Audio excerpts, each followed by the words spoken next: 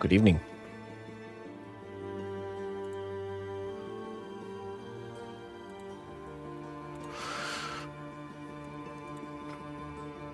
Good afternoon.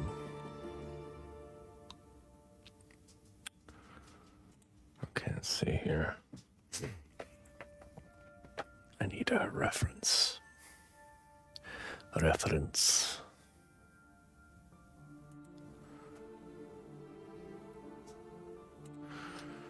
Oh, Mary. Hello, Deagle. Hello, Tommy. Spray.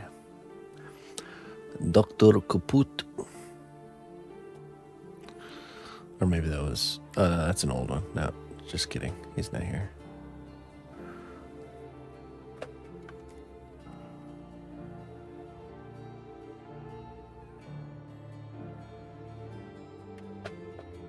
Let's see here.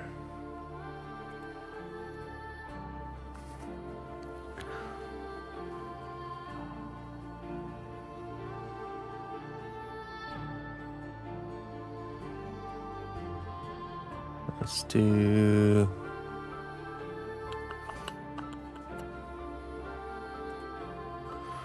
I have to do that thing where I have to hunt down the reference again. The thing that I love to do. So...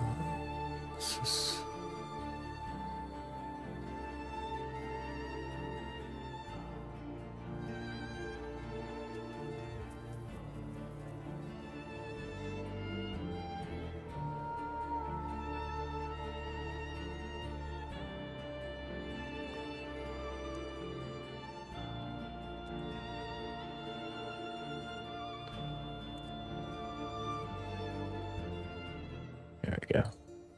What's up, JVS? How you doing?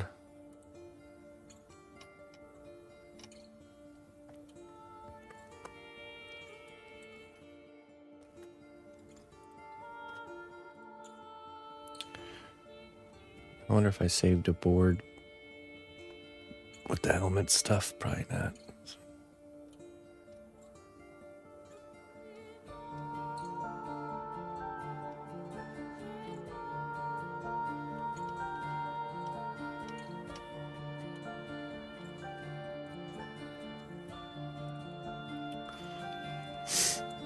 Let's see, what's it called?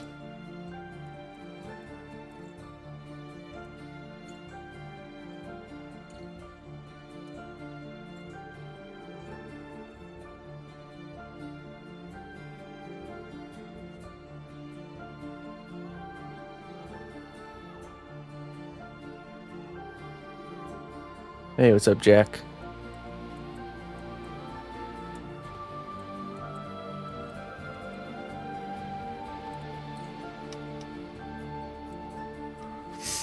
Just have to find the name of these helmets here.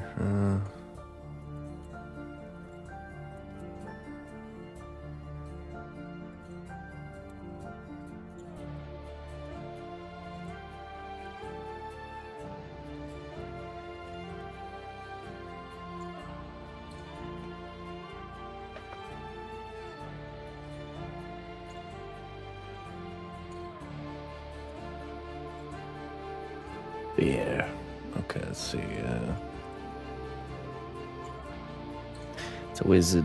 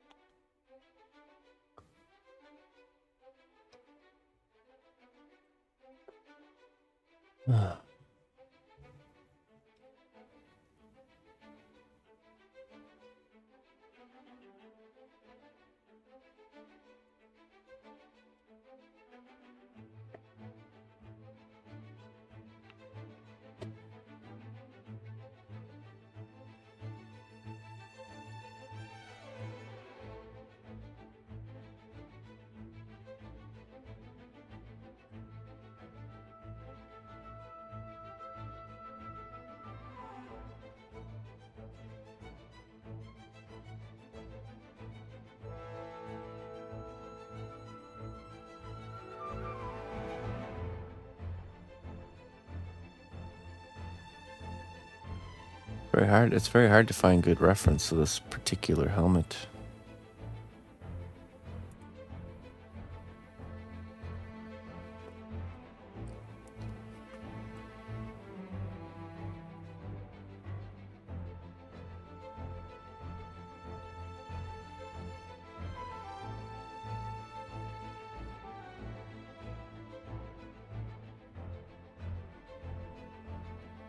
Guess that'll have to do.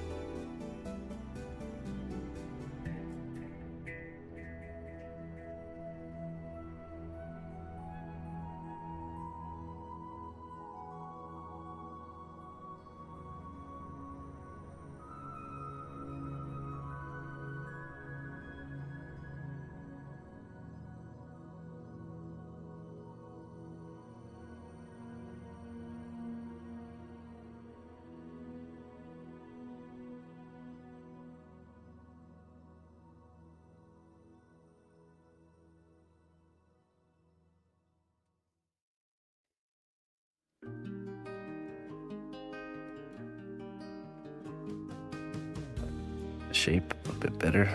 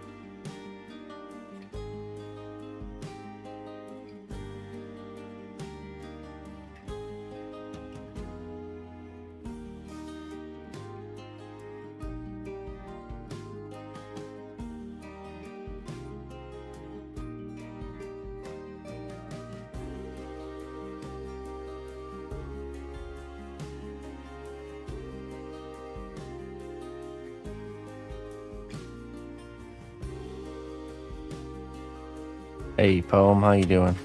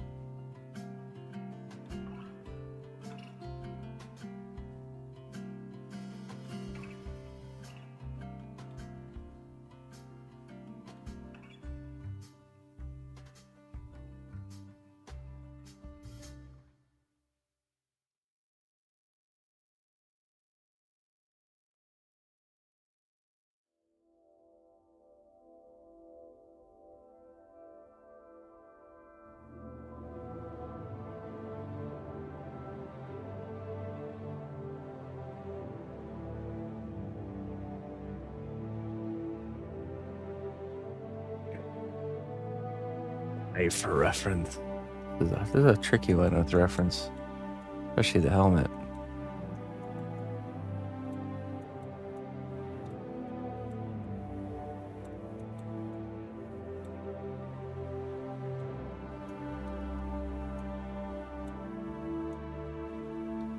There we go. TC800 helmet.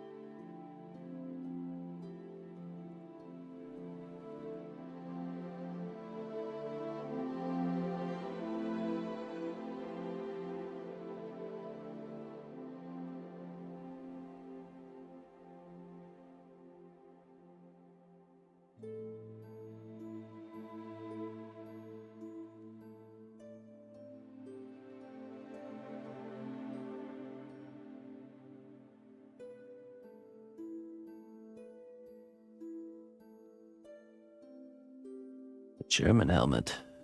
The Deutschland.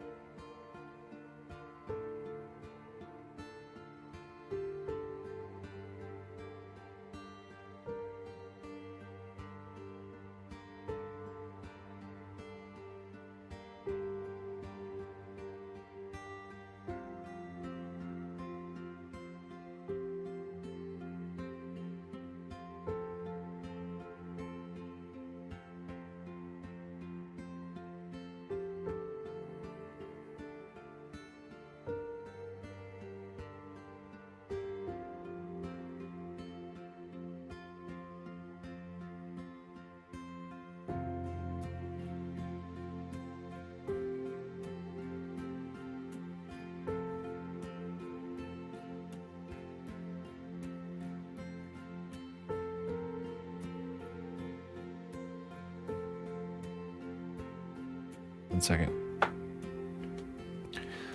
It's called the MSA TC800 series ballistic helmet.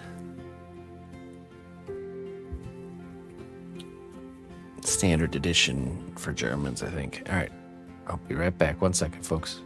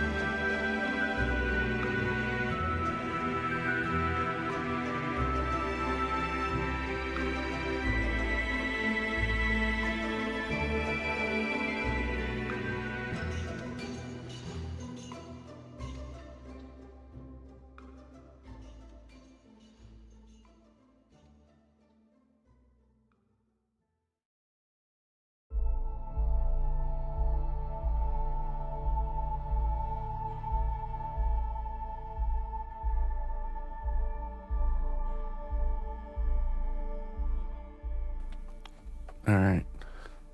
Oh yeah, it looks like was it Mitch helmet? Is right. It's very similar to that one.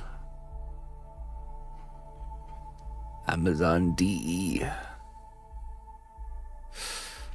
It's so hard to get or not photos, but like a 3-dimensional kind of view of it.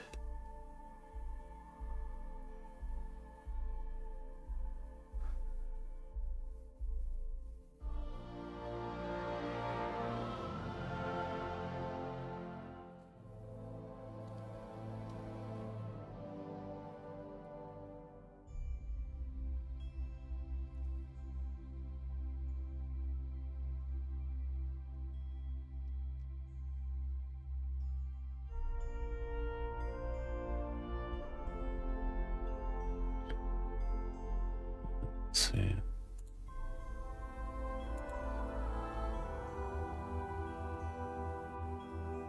Yeah, okay, so it probably is this one.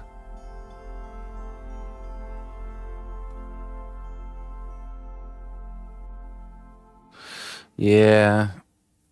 With a shape like this, it's even with photos from different angles, it's just difficult to see.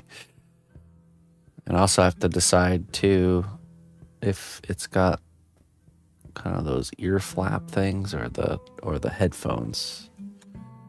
I think what I'm seeing here is the headphones. So let me show you what I got for reference.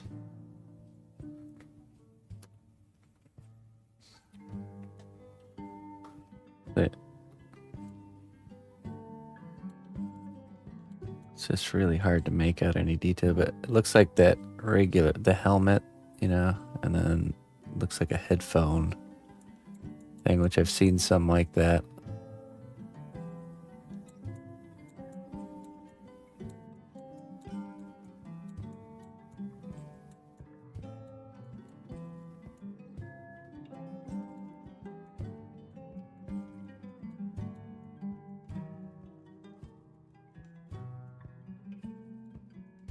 Just can't really make out any details. To use other reference for details.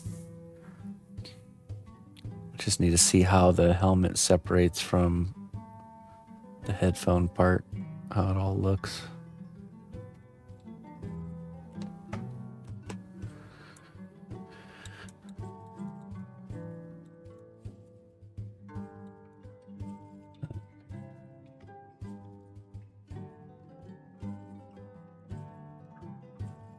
So not that one.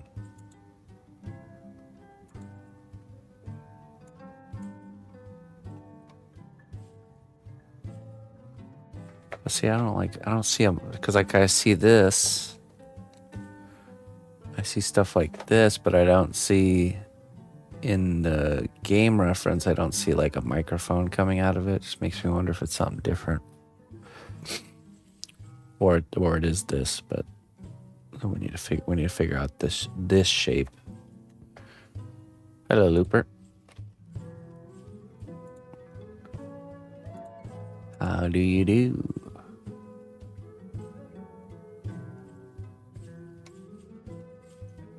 It seems like most of them have that microphone, the headphones ones.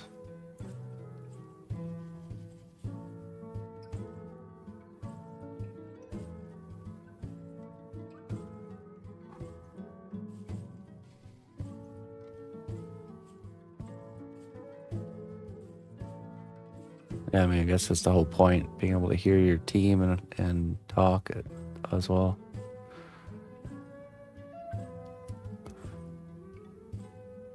Looper Looper.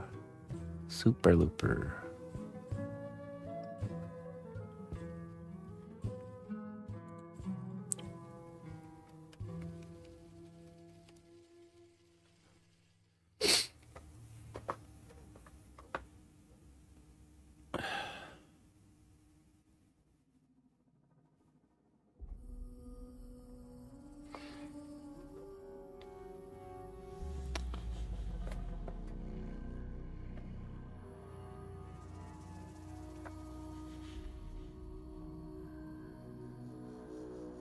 Also feel like it's too. I feel like the one we got here is just too big. Like it's too padded.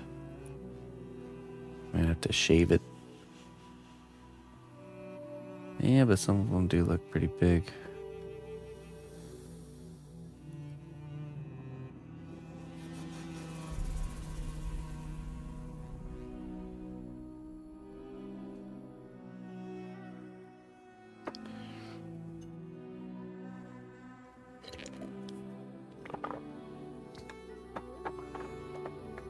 X-Fill helmet.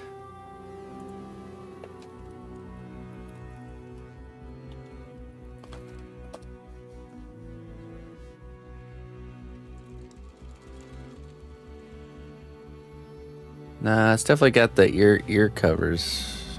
Oh, I see what you're saying here. Like this one here.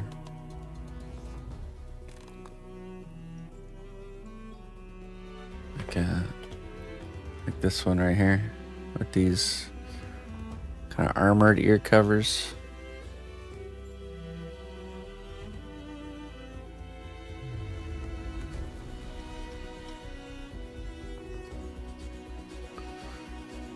I don't know.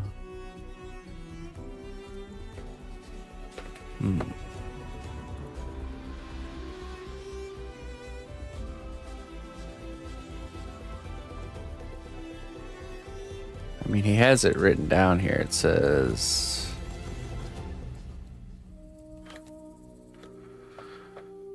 Where does it say it? Right there. TC 800 helmet. Oh, wait. Team Wendy X-Fill ballistic helmet.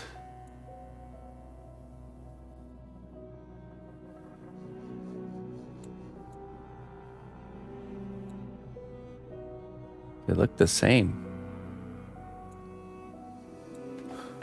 Oh no, they are different. A little bit different.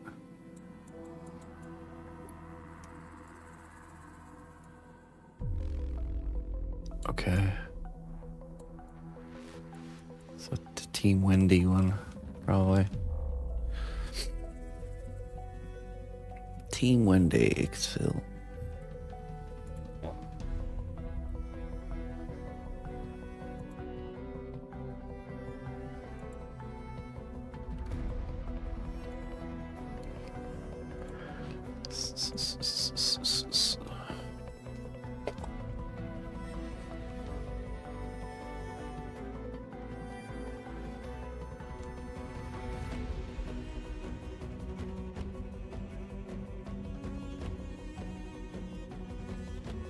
Team Wendy X-Fill helmet.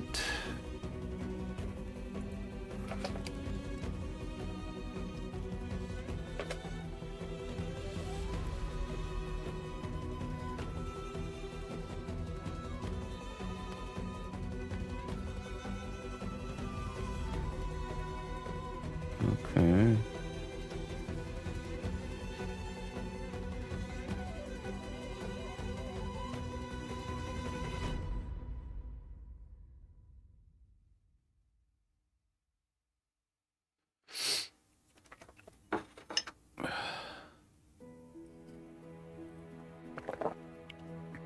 Well, I mean, I found this one right here.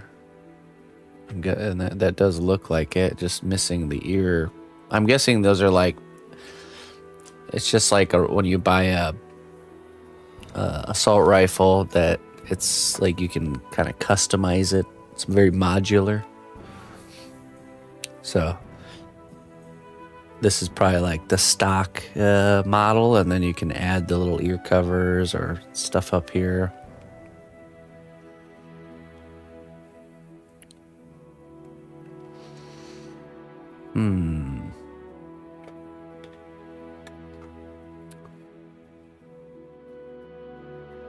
Just need to get some ear cover reference.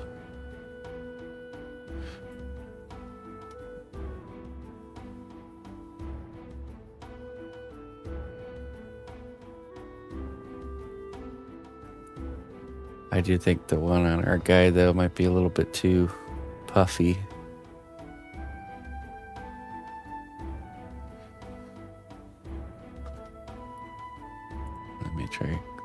Google.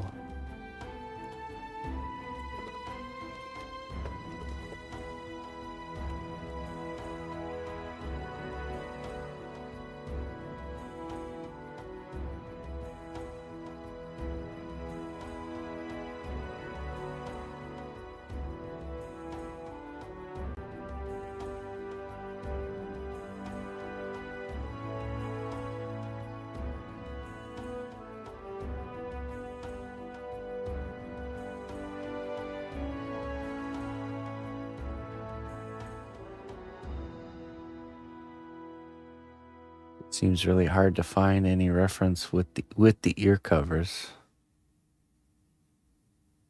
So we might just have to pick ear covers that we like and just roll with it. Yeah. Tarkov.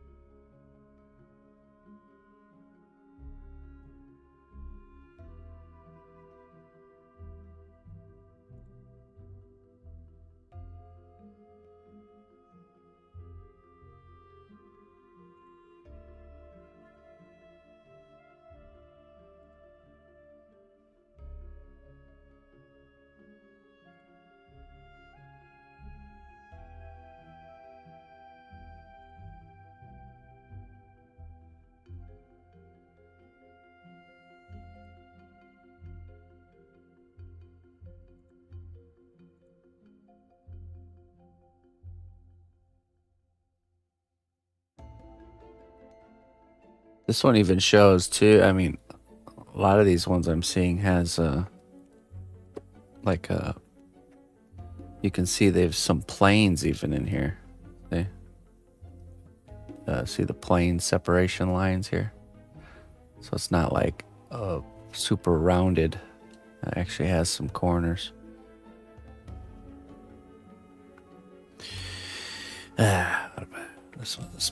This is one of those unforeseen pain in the butt things. Almost tempted to strip the helmet off and start anew.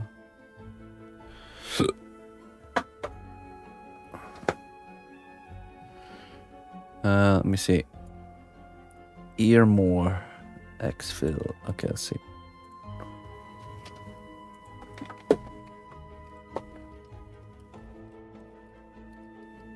Oops.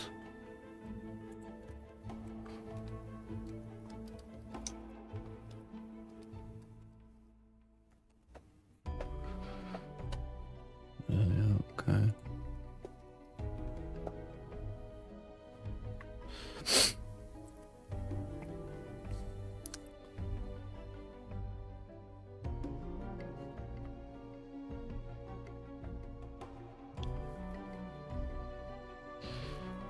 Yeah, that one that's attached from the top kind of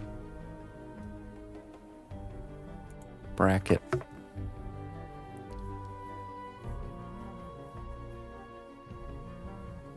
Something like this. But I just think the one in the game looks just less bulky, you know what I mean? A little more streamlined. But it has this attachment, it seems like. Here, let me show you. Let's go back here.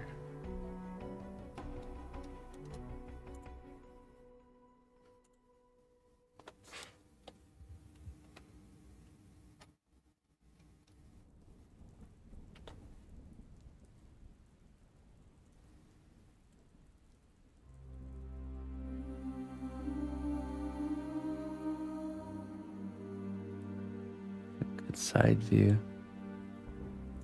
It's a little bit hard to see.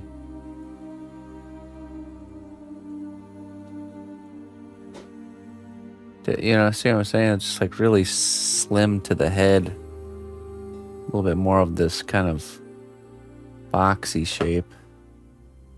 And then it seems like it's got the bracket going up top. Actually, I don't really, it's a little bit hard to see even where it's connected.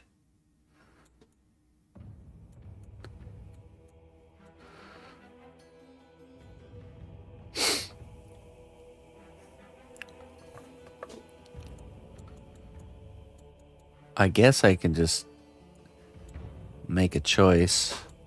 If it's hard for me to see, it's gonna be hard for anyone else to see. So just stand like 2 centimeters from my screen, just like I used to do when I was a kid. Yeah, actually, you know, it doesn't even look like it's attached to the helmet in the game. Well, there's the confusion. Yeah, it's just like, oh wait, no, there's a bracket. I think it goes up, kind of clips onto that railing. Yes, okay. We're starting to unpack this.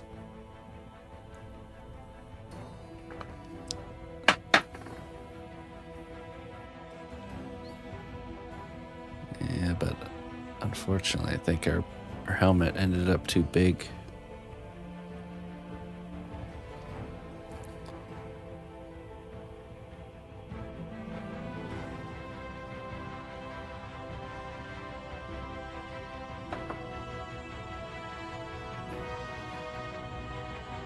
More boxed ones with the creases with rails is more what tier 1 operators use. Okay.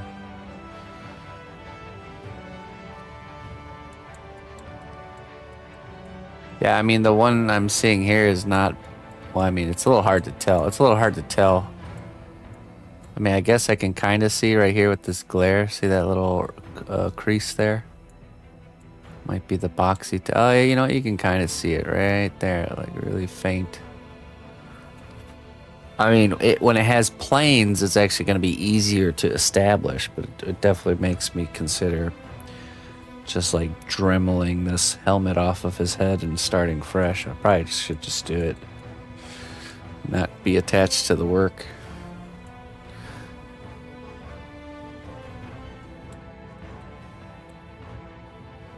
That's a pretty clear one right here.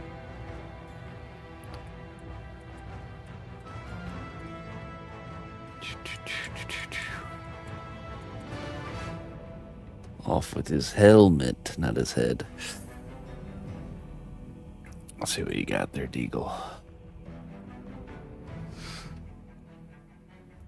It's similar.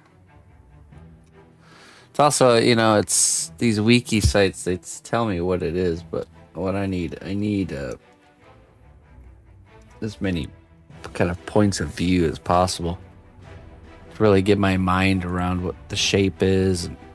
It's okay, this is one of those scenarios where the margin for error is very narrow because it's such a key part of the character that we have to get it right. So okay, let's see, let's just take this.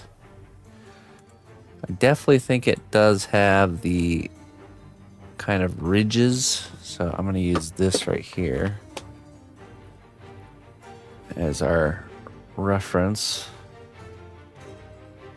for the base shape. Now what I want to do is I want to establish this shape right here with minusing all the stuff that's on top of it. Just pretend it's just this basic shape. Then we bake it and lock it in, and then we can go in and do the sculpting of the rails on the front and there. Then kind of just tackle the ear things as a separate kind of entity. But I think we have to restart the helmet.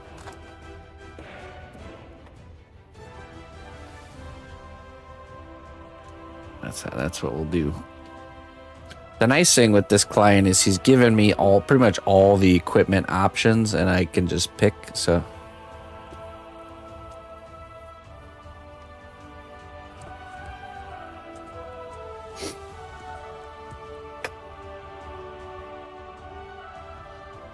well, that's the kind of stuff I need to know, because this is for a very dedicated Tarkov player, so the more meta details we can get correct, the better.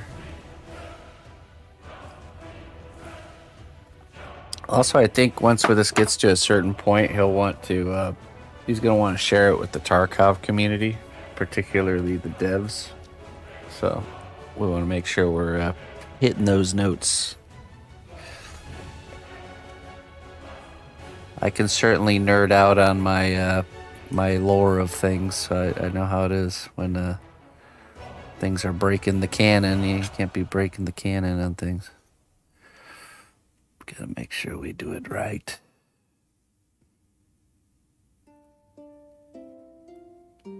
The only liberties I'll take are ones where I just know that nobody really will. You know, even the pants are an actual set of pants from the game. Specific equipment. But he's given me like free reign as far as like picking what equipment to use. So. Okay, let's just start whittling down here.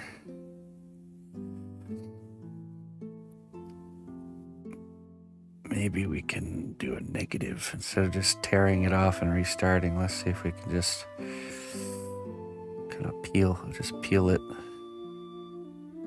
Get a little peeling.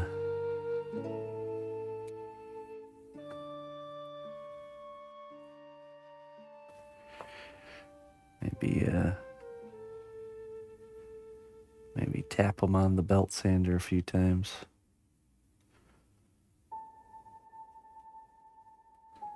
Establishing those planes, you know.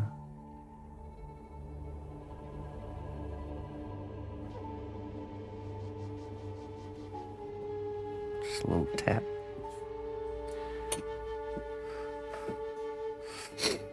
Maybe instead of adding to make this side match this side, I actually need to subtract some of the girth from this side, and then that would be the actual size we need right here.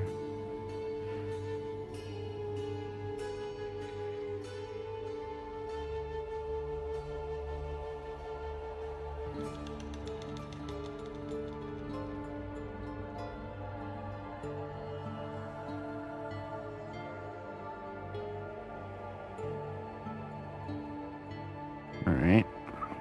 We'll just the old peel the potato method. Classic.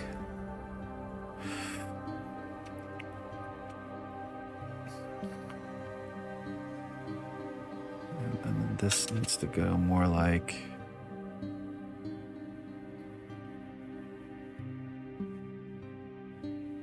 this to this bracket right here.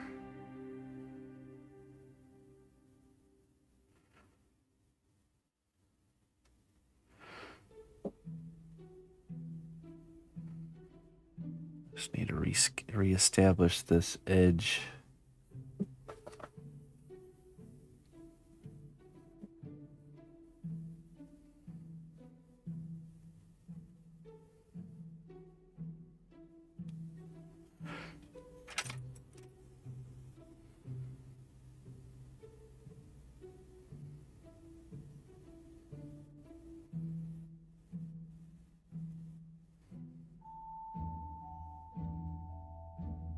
Should be more like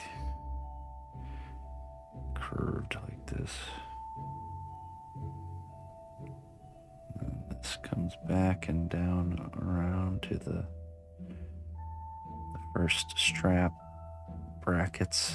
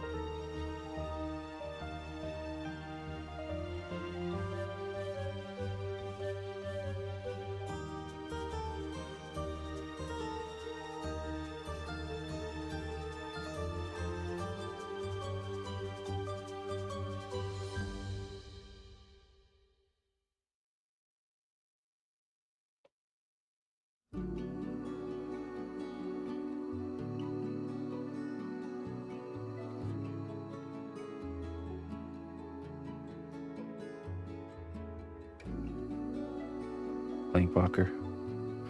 Good evening.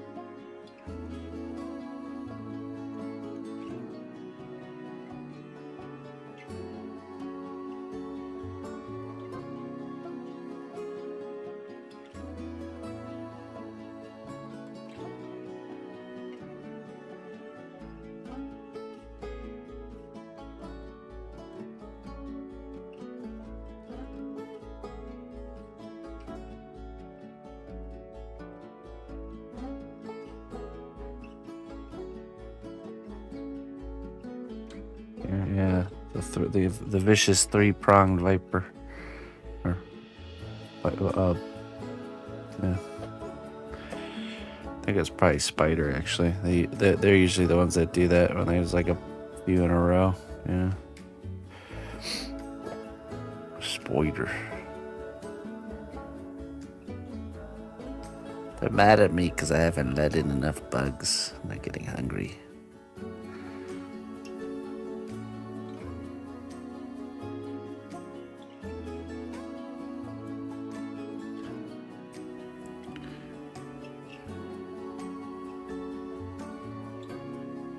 Okay.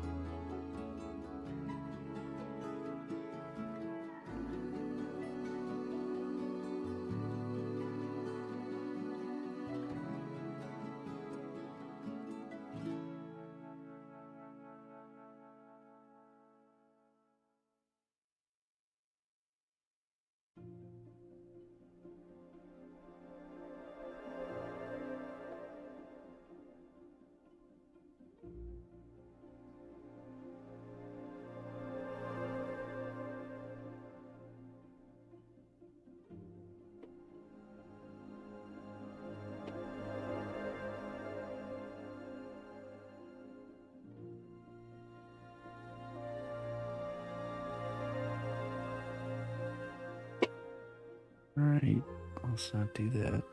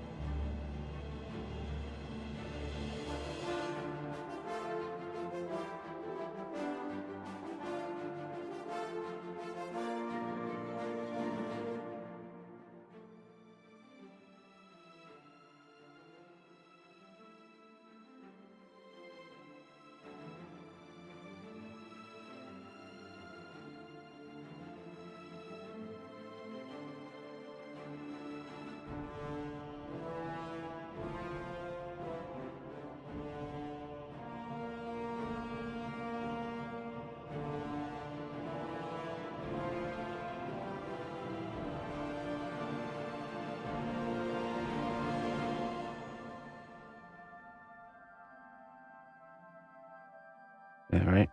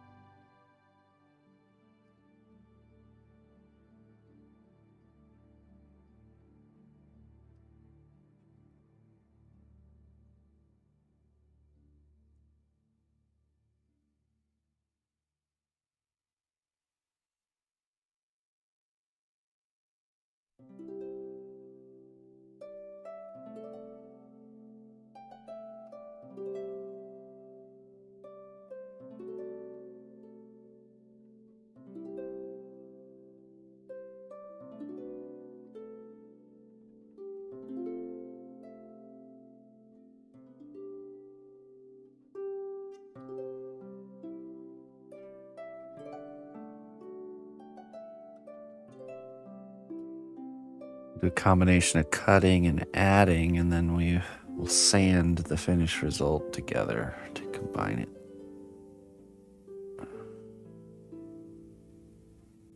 Don't worry, I'm practicing Boy Scout tips, so by mounting my hand like this and cutting like this, I can't physically slip further than this. Does that make sense?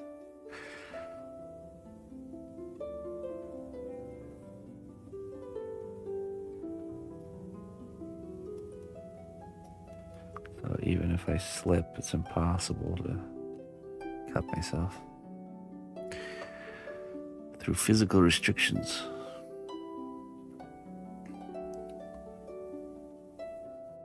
Boy Scout training pays off.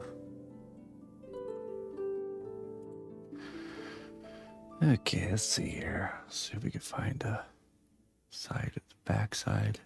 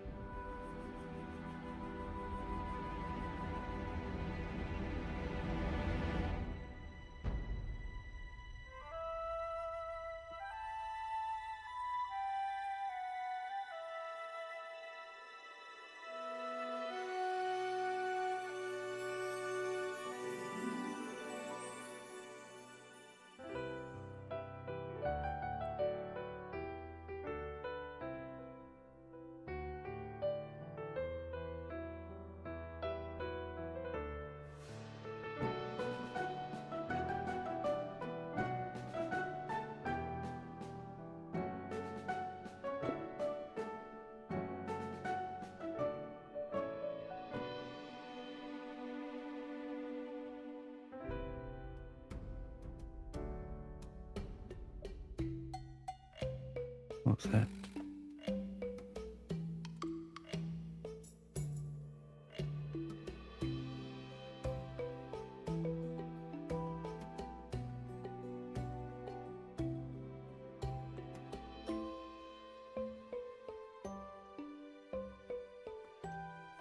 Anybody else hear that?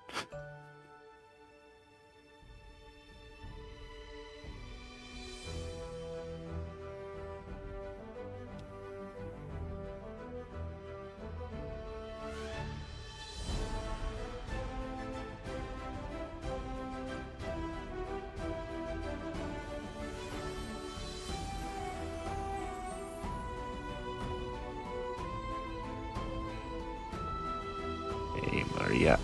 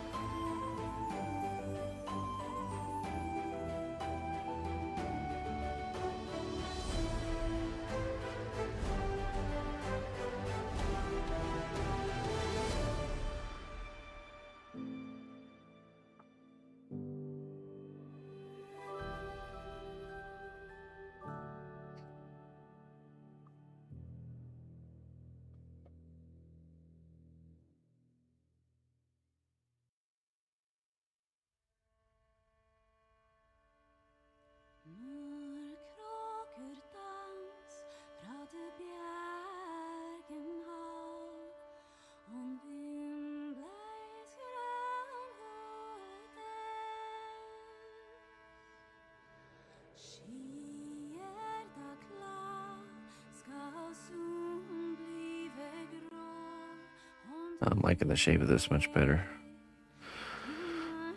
No more Lego bowl haircut.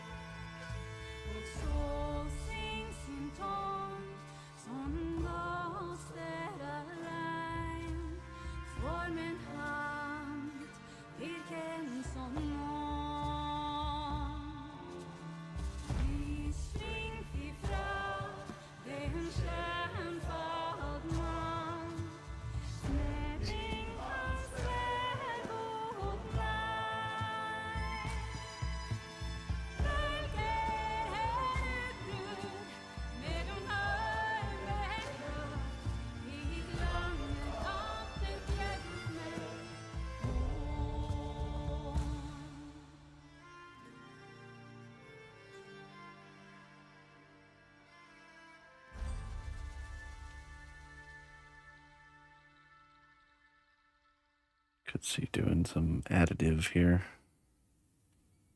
Bring this corner here up a little bit. Just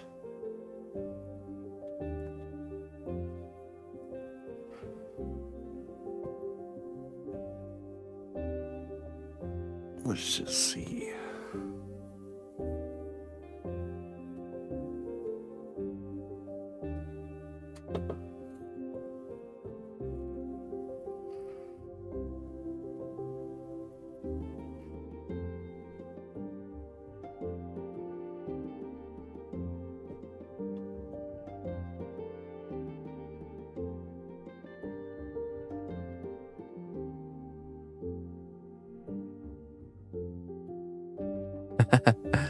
Don't worry, Deagle, we're almost finished. The procedure is almost over.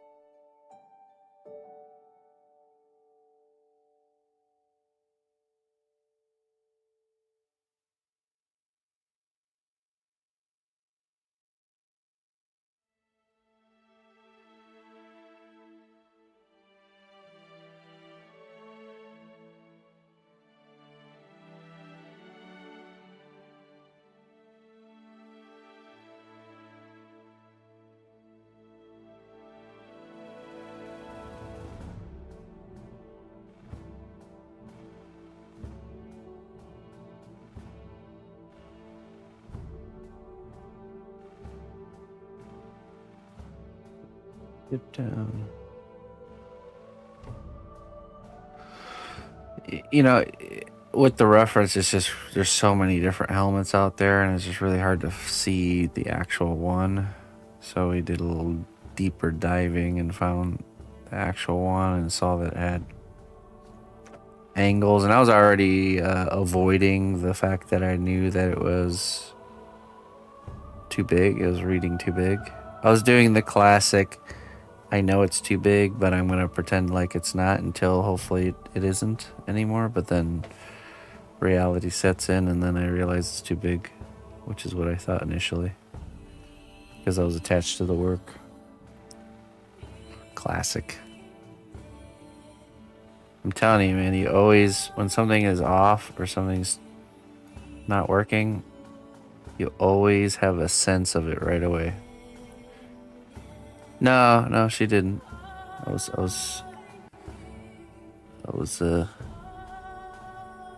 a self-sustaining, hard on myself person.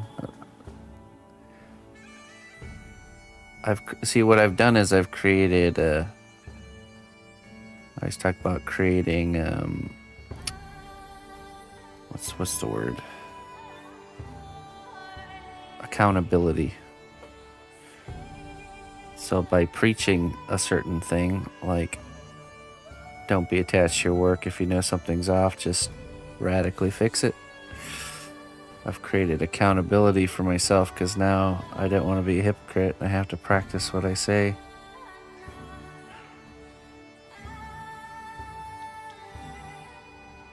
When my own words kick me right in the rear. But now it's already looking so much better. The size.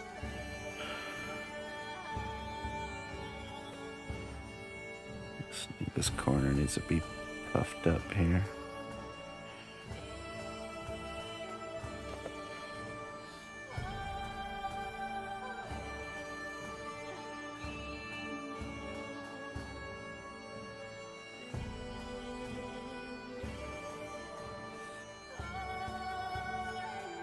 Well, and it's just, realistically, it's the helmet. It's such a important part of the gear.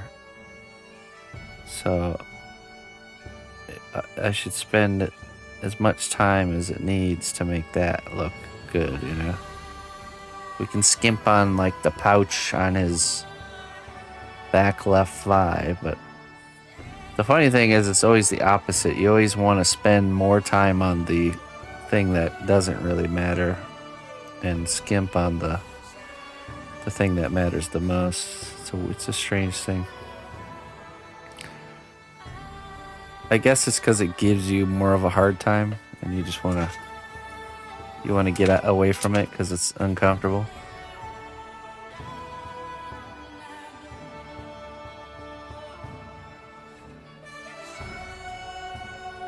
That's what it really is. The back left thigh pouch doesn't give you a hard time, so you want to stay there. You want to stay in that little comfortable pocket of everything working and looking nice. So then you invest all this extra time making it look even cooler,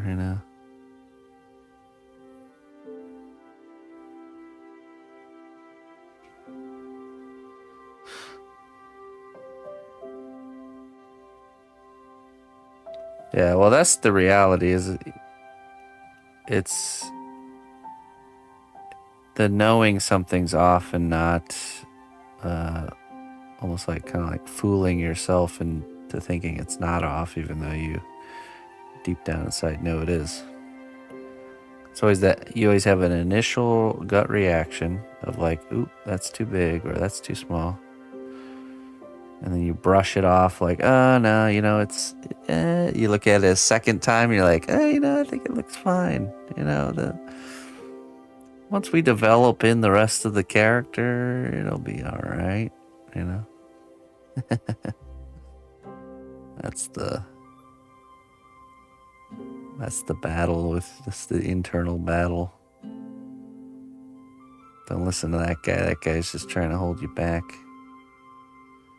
He just wants to be comfortable. He doesn't care about growing.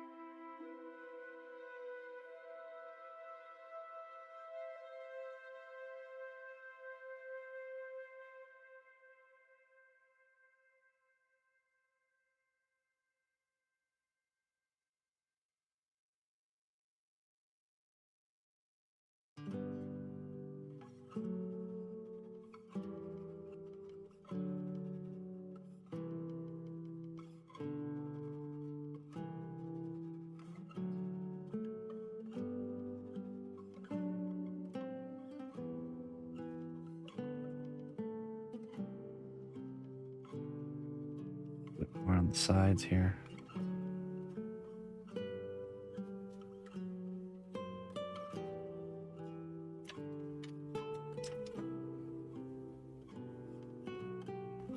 Sides have a subtle belly to them. Not straight up and down.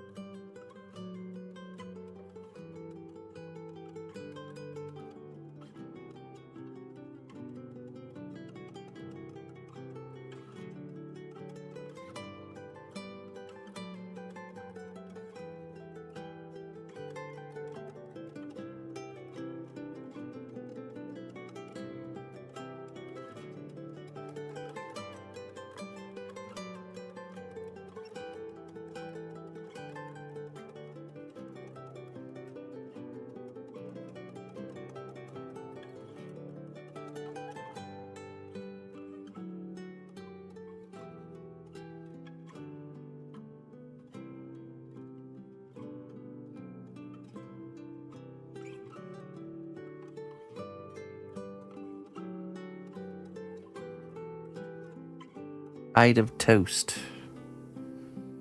Very nice.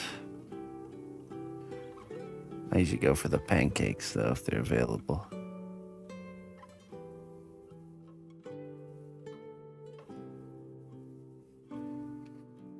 Hey, how you doing? How was your stream?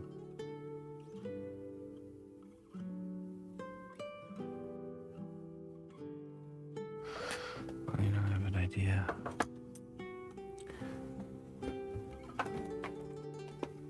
Let me check something really quick.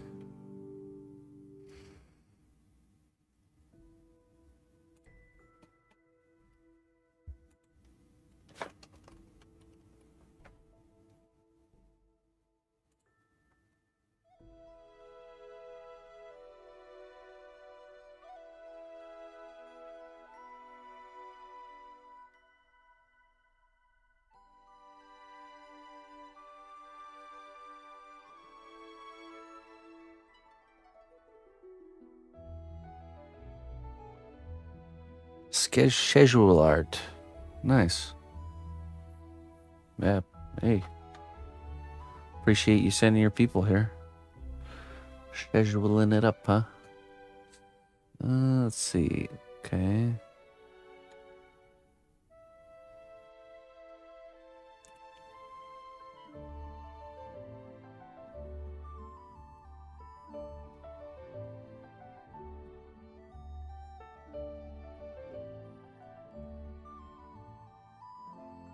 Hey, Austin. It's pretty common to struggle with armature earlier on.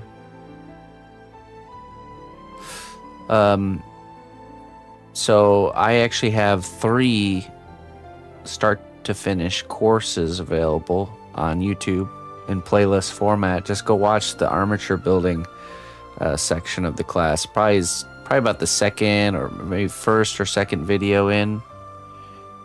Especially on the woodland gremlin. So later when you're at home and you're ready to work, you can see how I build armor. You know, a lot of people build armatures differently, but I have a pretty solid way of doing it, and it served me well over the years. So yeah, just check out those videos, and I break it all down in very high detail. So just when you get home, go back to my channel and go click on the playlist section. You should see like Woodland Gremlin class, and you can check it out there. Okay, 1 second here. Let me just change something real quick.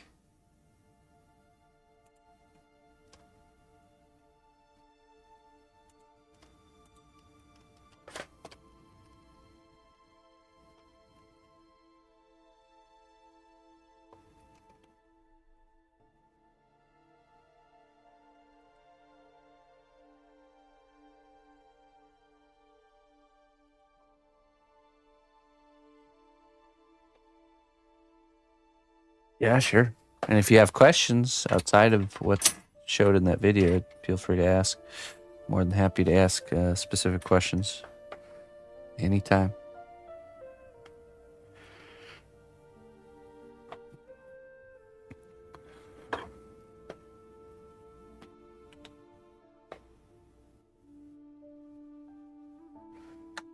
Okay, let's see here.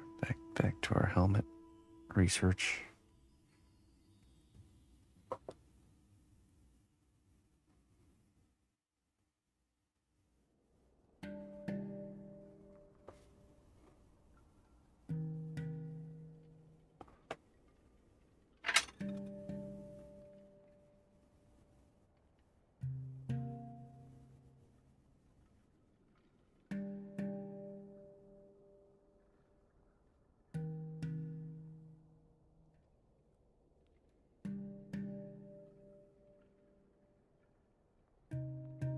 Oh, thanks a lot there, Luna.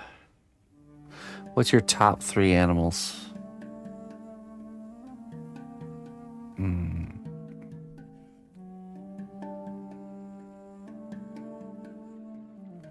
What are we even talking about here? Eating? As a pet? In the wild? How can we choose from the hundreds of thousands of species to pick just 3? What do you think this is, Clayton?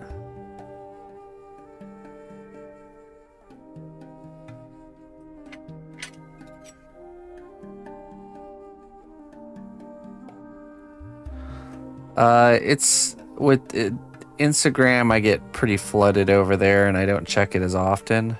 I do occasionally, but it's better on Discord if you have Discord. I'm much more attentive to Discord.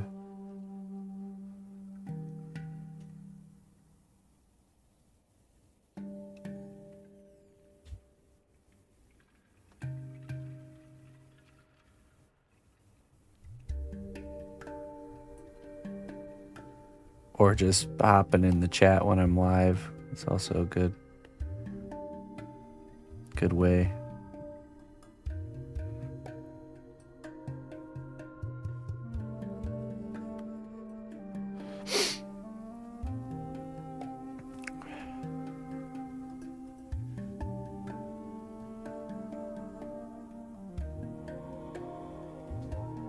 Sea otter.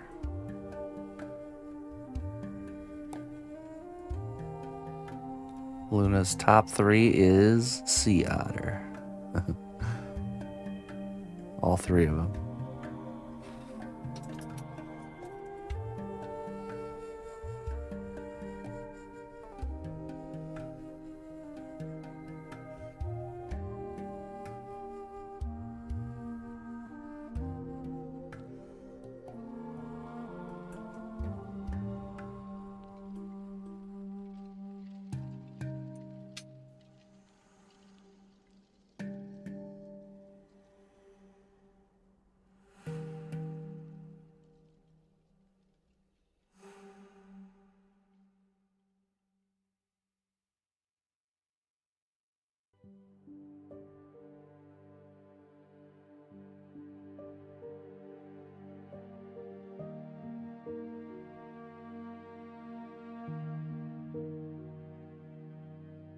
And I mean, I could say at least one of the top 3 would be dogs, because dogs are just awesome.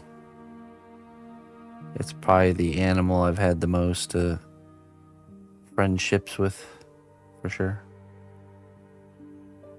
A noble companion indeed.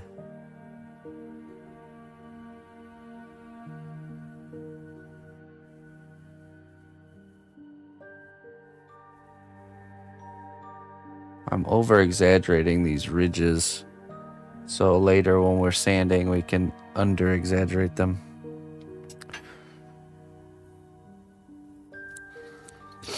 Oh, did you? Did we already see them? I can't remember. Was it when did you share them? Oh yeah, Clayton. When's the next show and tell? Well, I asked you earlier and you just ignored me. You loony lorned me.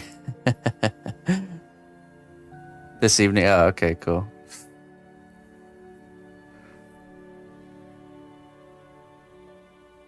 How dare you, Clayton? You were supposed to be my assistant. And you ignored me. Look at him. Silent.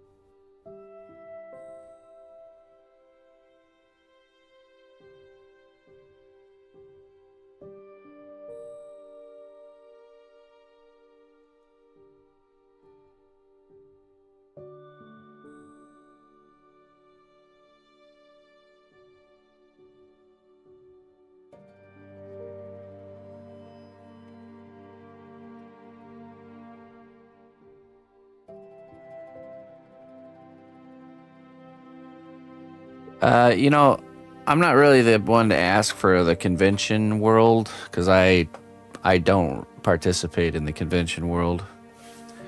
I'm sure there is a place to be. Probably Monster Palooza is a really big one for sculptors. There's a few streamers that also sculpt that would be better to ask. You know, like I know Shannon Van Pelt is her name on Twitch. She's definitely got more involved in the convention scene.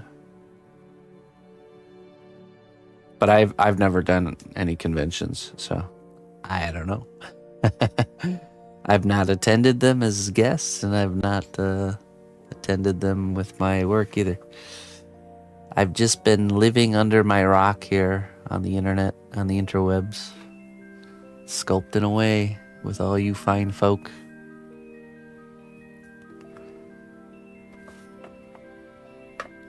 It's been a 13-year continuous convention here.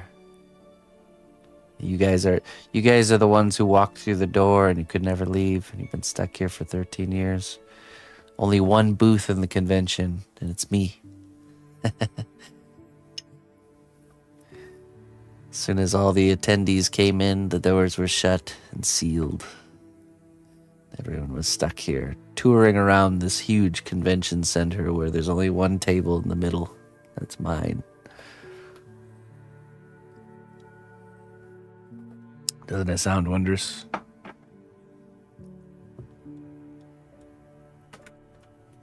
Been wandering around trying to find a corn dog. Nope, no food vendors. No entertainment. Just a medieval fantasy booth with some clay and the guy babbling about this and that. Whittling away. All right, let me go get some fresh coffee and we'll continue. We're definitely on the right page now. I feel much, much better about this helmet. You know what I started to realize is the helmets look more like, kind of like a climber's helmet looks. Originally I was kind of had in my mind more of like a football or a baseball helmet, but those ones are way more padded and bigger.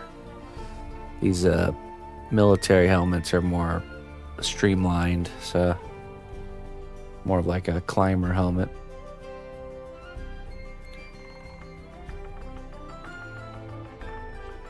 Coffee and a glass of stranger. Oh, this my dirty paint water. Yeah, it's brewing. Hasn't quite hasn't reached its full potential. It's a perfect wash. Washing. We're gonna wash it up. All right, I'll be right back.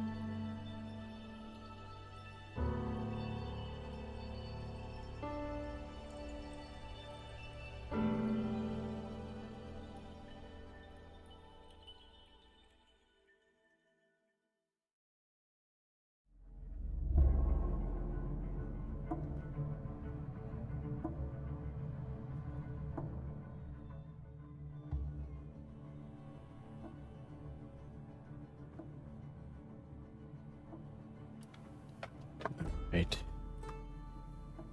Give you.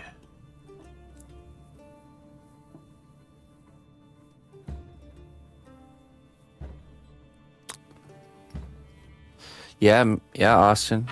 You certainly can. And you can do it faster than I can by checking out my start to finish tutorials.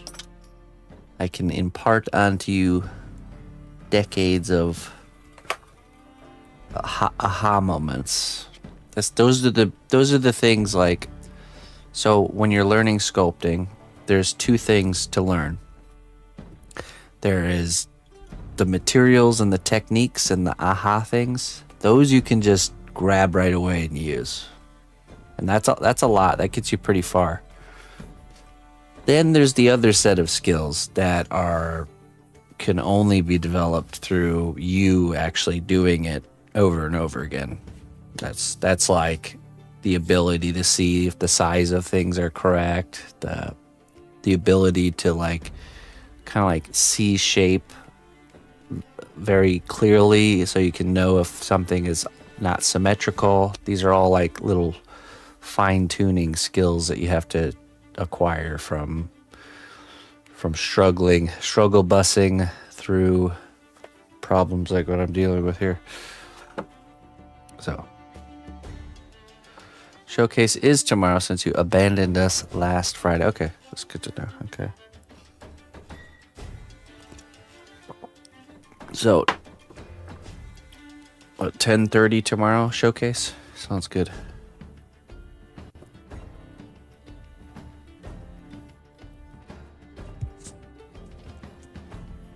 Equal sized lumps of clay. Yeah, like, well, yeah, that too. Like the ability to hold a piece of clay in your hand and to know, is this the right amount that I need to add? Or is this too much? Or is this too little? So, you watch the videos and immediately become me. Yeah, pretty much.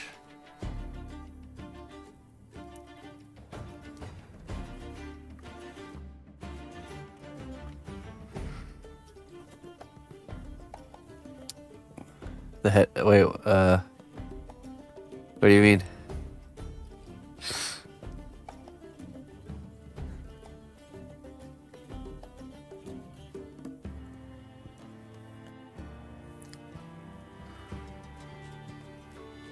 What did I do now?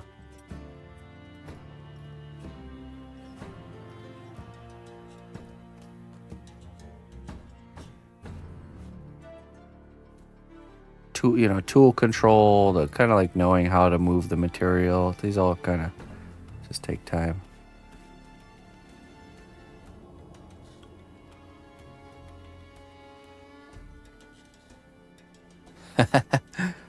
Hey, I'm already on the downward slide of starting to thin, so we better enjoy the glory days of a full head of hair. But who knows how long I got.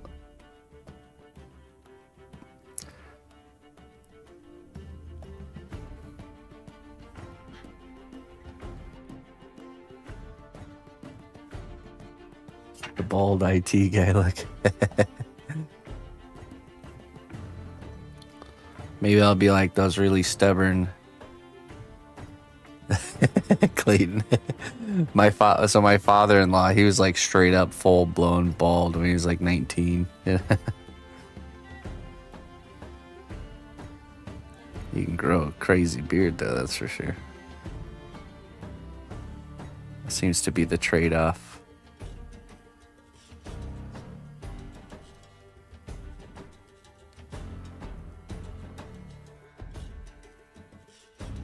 Oh yeah. That is a sense thing. That just takes time to. And you can measure. So like one of the tricks I used to use a lot, or to get. So say you needed 2 equal sized lumps for something, to start with the bigger lump and kind of roll it into a cylinder, and then just kind of split the cylinder in half, and then you have at least pretty close. See, but I can already tell that this one is a little bit bigger. See, I could just tell by my sense. So I'd like pinch some of that off there. I could just tell from in my fingers.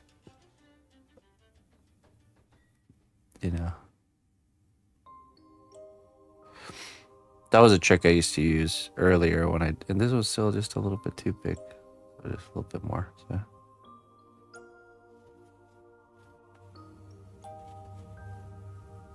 You should see when one of the meals the missus likes to cook has meatballs as one of the the dishes, and she puts me on meatball making duty, and they are all exactly the same size.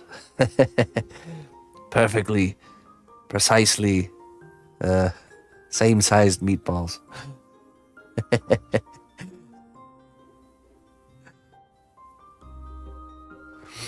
The skill does have some transferable uses. That's definitely one of them.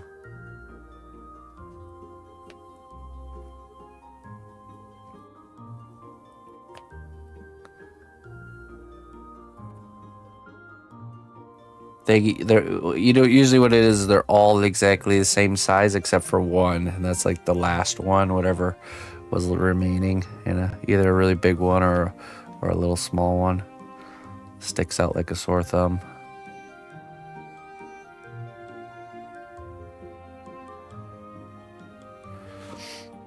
I think we flare the back out just a smidge here.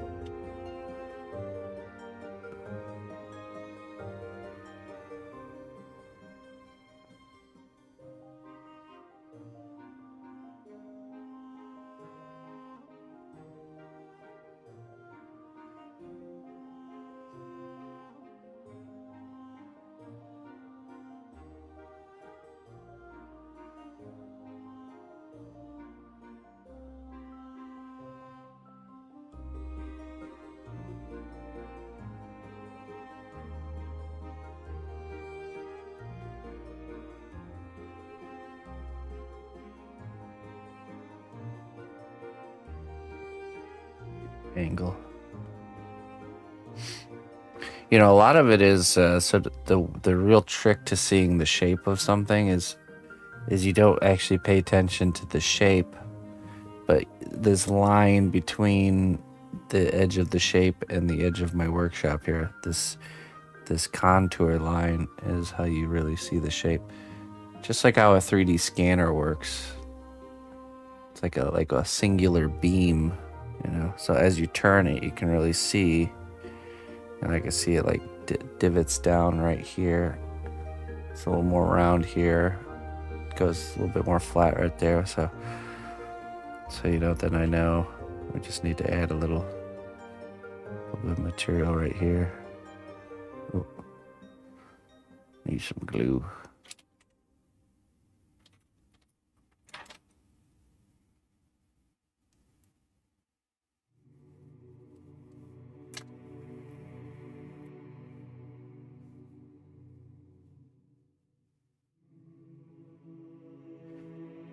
And that's something you're just going to do a lot of when you're younger in the sculpting journey, where you're going to need to add a precise amount of clay, and you're going to add too much.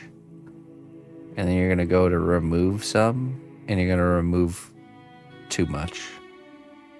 And then so you need to add again. And you're going to do this very often, and it's going to be very frustrating. And don't be frustrated. Just know that that's part of the sharpening of that skill. So that is the way you kind of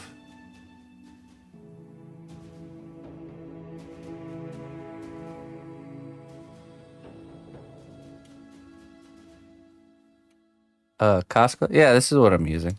I'm using cosplay. This is the way.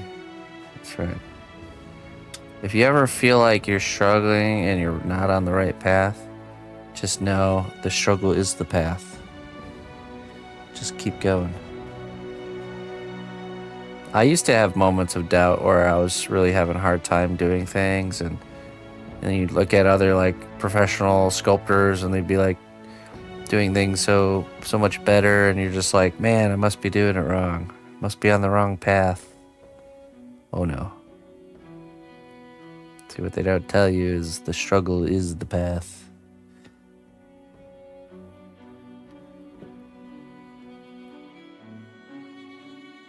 Without the struggle, there is no growth. Actually, the struggle is the feeling of growth. That's just what it feels like to be growing.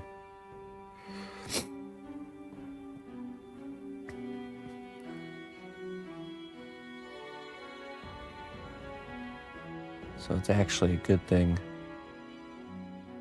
If you're pursuing sculpture and you're not feeling like you're struggling at all, you're on the wrong path.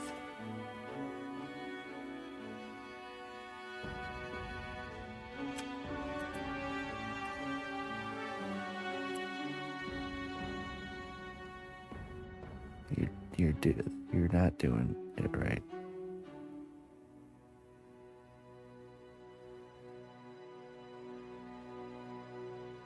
But I have good news, folks. The struggle gets less. The things you struggle with before, you don't struggle with anymore. You just have new things that you struggle with. New obstacles.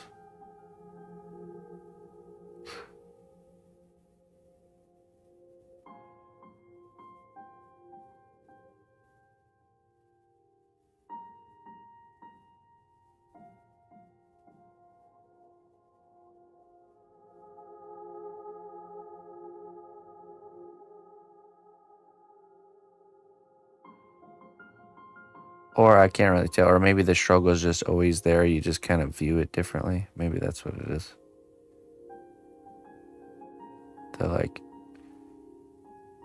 The redoing of things just doesn't faze you anymore. You don't get all upset about it. You just do it.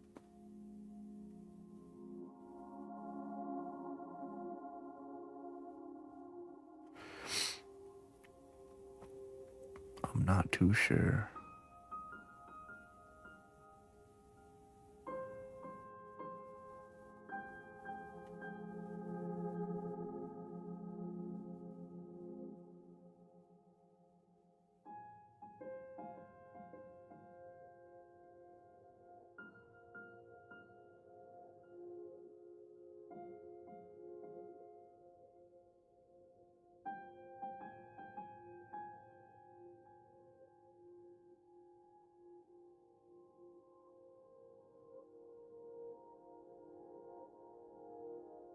Suppose that's the same for a lot of things, you know.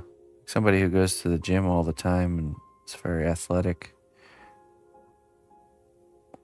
you know, is there a difference between the feeling that they feel with the physical struggle when they first start compared to where they're at, you know, like 10 years in?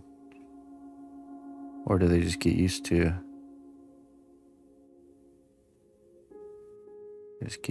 the turmoil?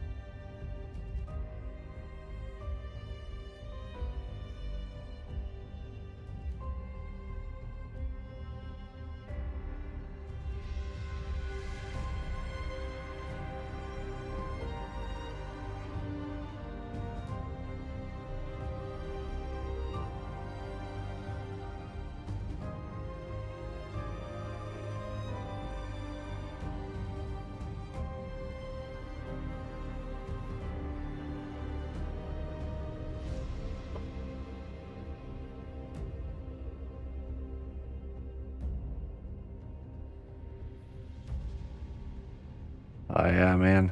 When Ark came out, I dove into the deep end of the pool for sure.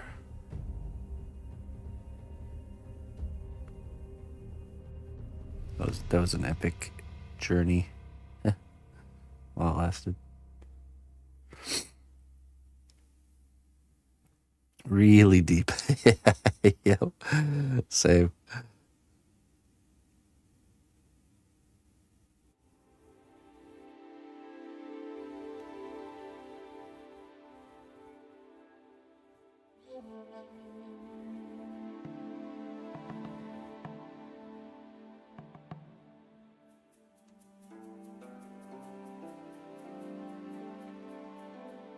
2 weeks raising gigas deep.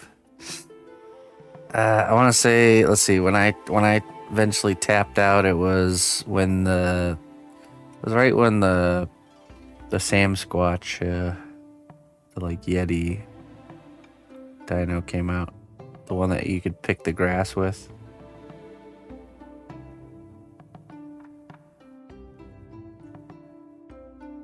I think some like life storms happened and it kind of like zapped me out.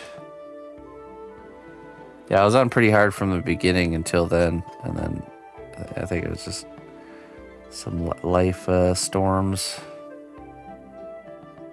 started rumbling.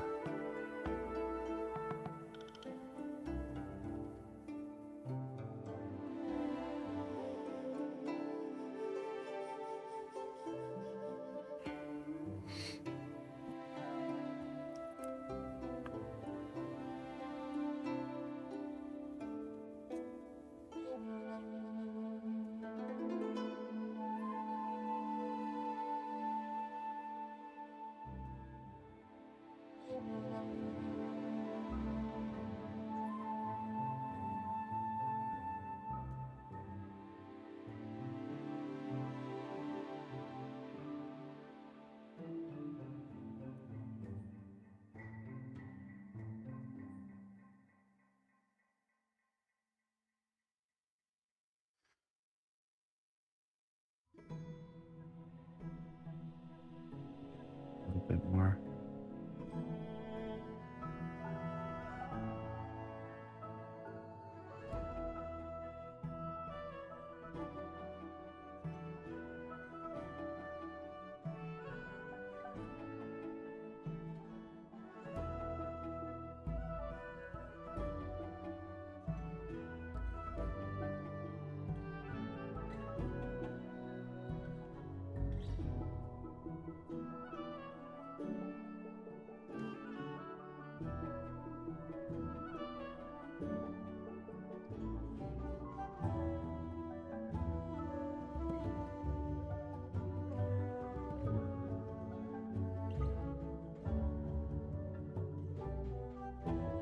Oh yeah.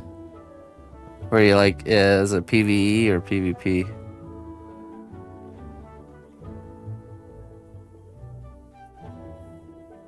Okay.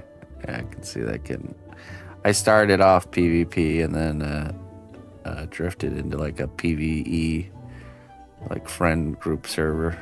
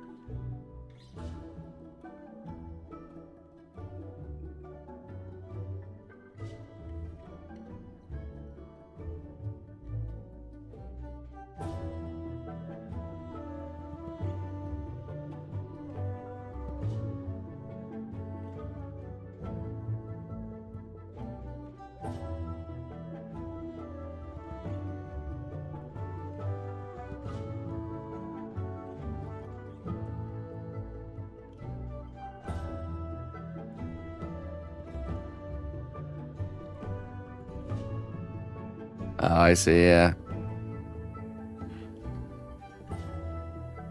Geez, I remember in, when it first came out, and like the first person that had like a raptor was just like, "Oh my goodness, run for your lives!" Or a T Rex, you know.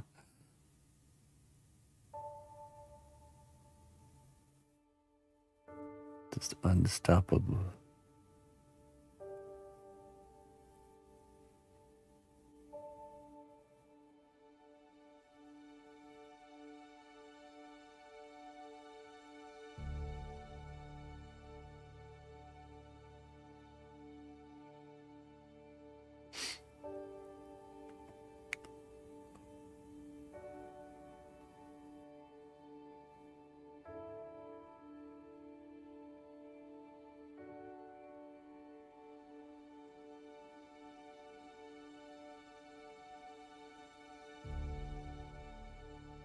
Yeah, right.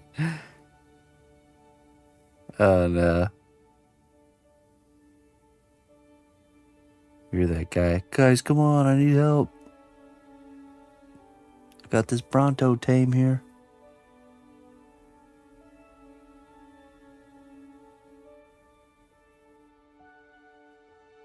Somebody go get me some narco berries, please.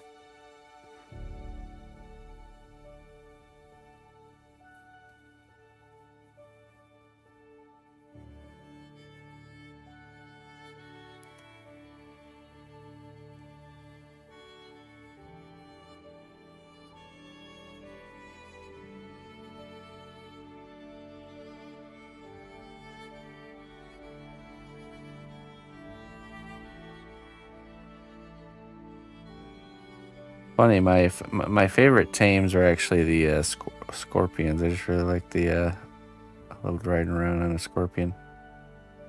Or I had a sarco, uh, alligator that was like all specked out for speed.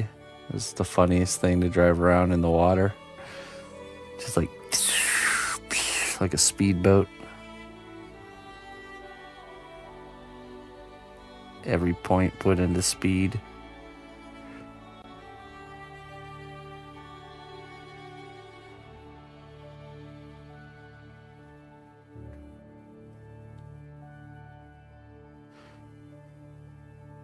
Yeah, I do remember the dolphins. Yeah.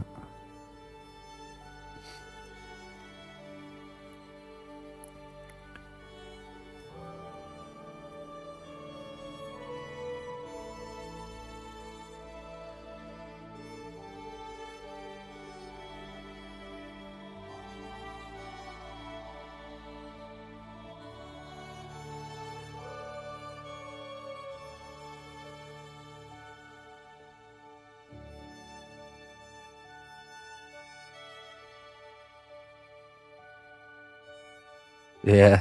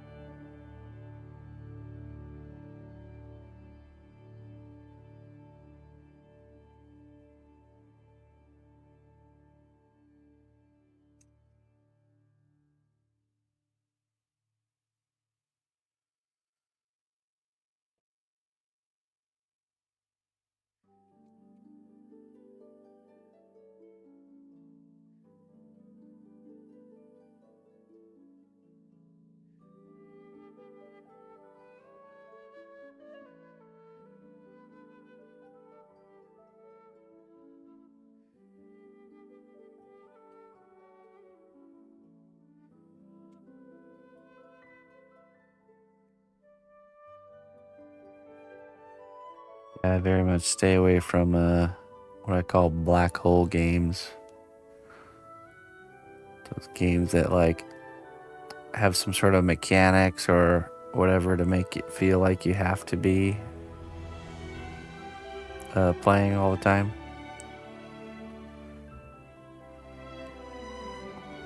Or you lose everything, you know?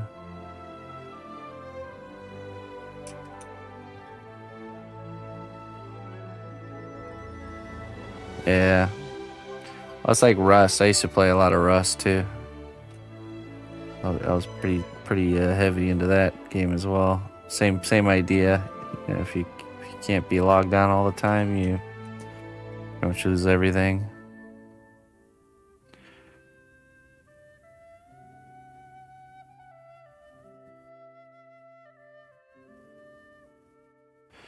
I didn't play a lot of the new build of Rust, a little bit, but it was the classic Rust, the before they like totally overhauled it. It's the one I played quite a bit.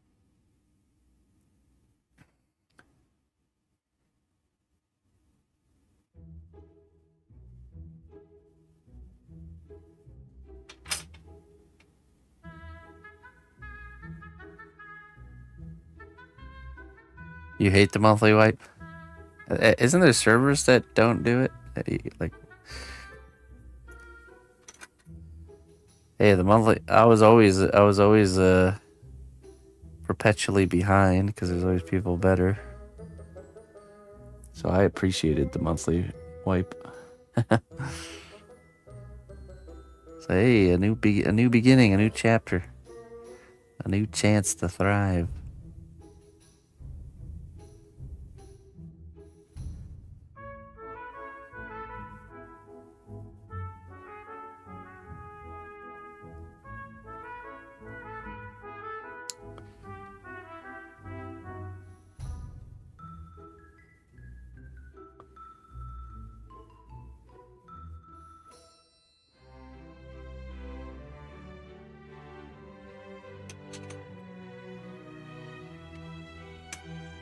Hey, just a little heads up for anybody that's interested. Every Friday we do. I take on commissions for what we call troll heads. That's what these are here. They are heads that you can commission me to sculpt any sort of character, either existing or made up or pretty much whatever you have in mind. I'll create a head of it. Gets painted and comes in a really nice, fancy, wizardy box, either for gifting or keeping for yourself. I'm doing 4 tomorrow at 11 a.m. Central Time. You just have to be here. It's first come, first serve to claim those spots.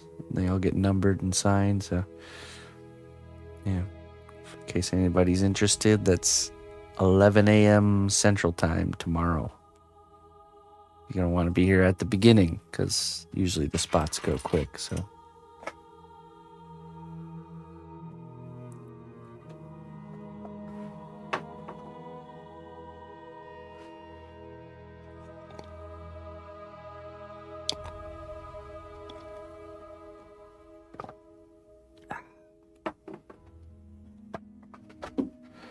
You're still building halfway into the month. Yeah. I guess it's not really a game to keep everything. You know, there was a game I always wanted to play that like fell apart before I got a chance to play it. It was called Darkfall, or what other people like to say, Dark Fail. I think it was kind of like the same style as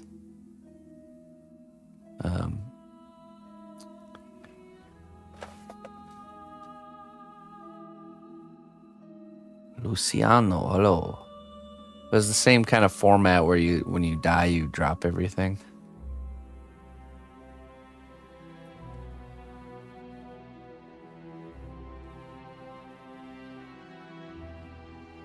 Let me see here.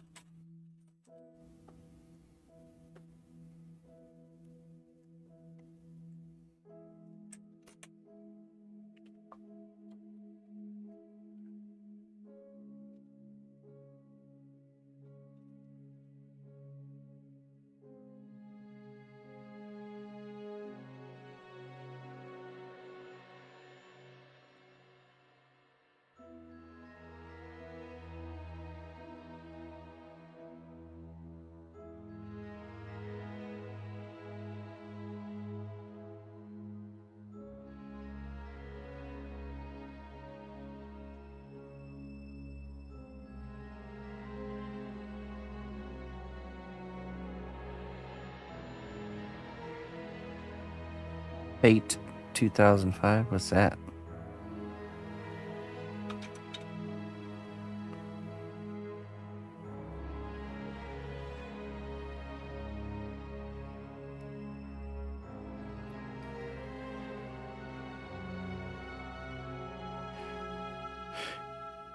You know, it's a game series that like I totally forgot about until recently when I casually mentioned it was Fable. I remember very much looking forward to Fable games.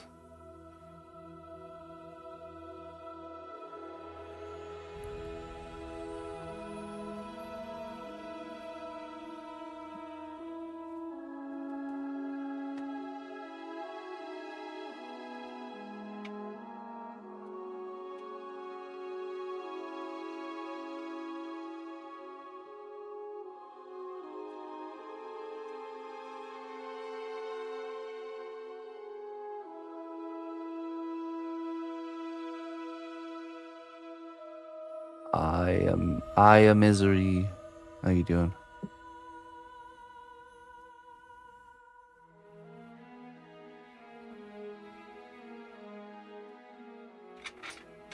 Yeah, I remember we talked about it. New Fable being made. Don't remember the specifics.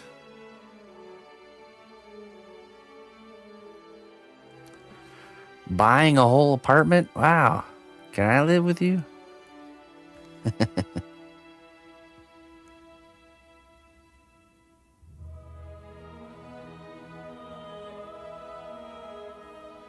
You know you want a rent-free sculpting wizard living with you. Everybody does.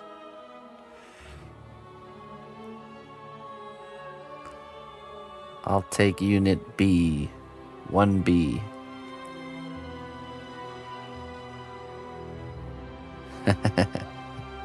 Yeah, that's awesome.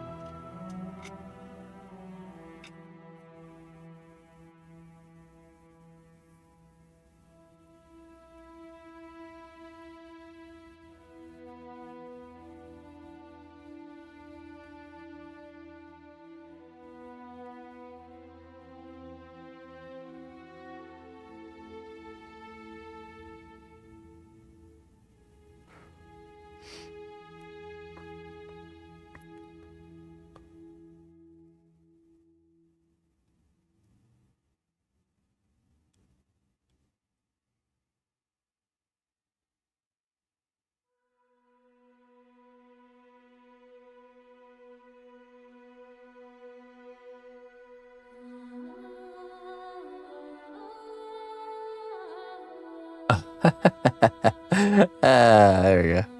We'll fit in there. Actually, if you have any empty luggages, I can just set up my magical studio inside of it. Just climb on in there.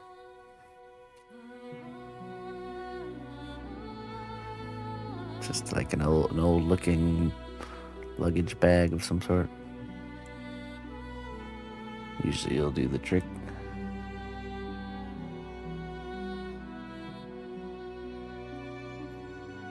Oh, so you're not buying the whole building, you're just buying the one unit. Gotcha.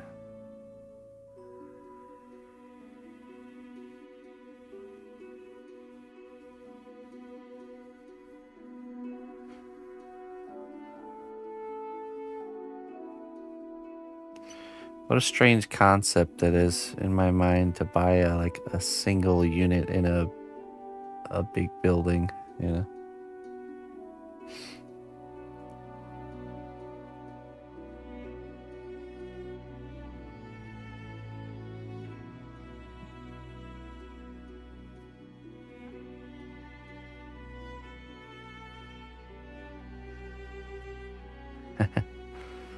I would like to install a hatch into the floor of my purchased apartment unit. It's come crashing through the roof of the guy below. I own it. I shall do what I want.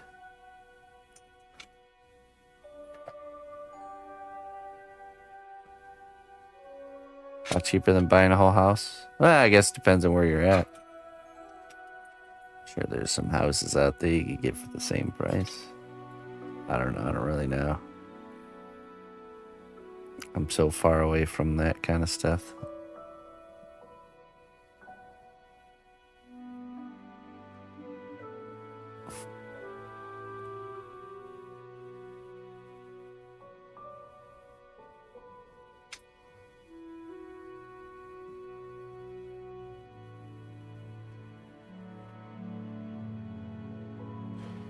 My long-term strategy is to just go and live in Sarab's basement. Once Emma's fully grown and out of the house, I'm coming, Sarab.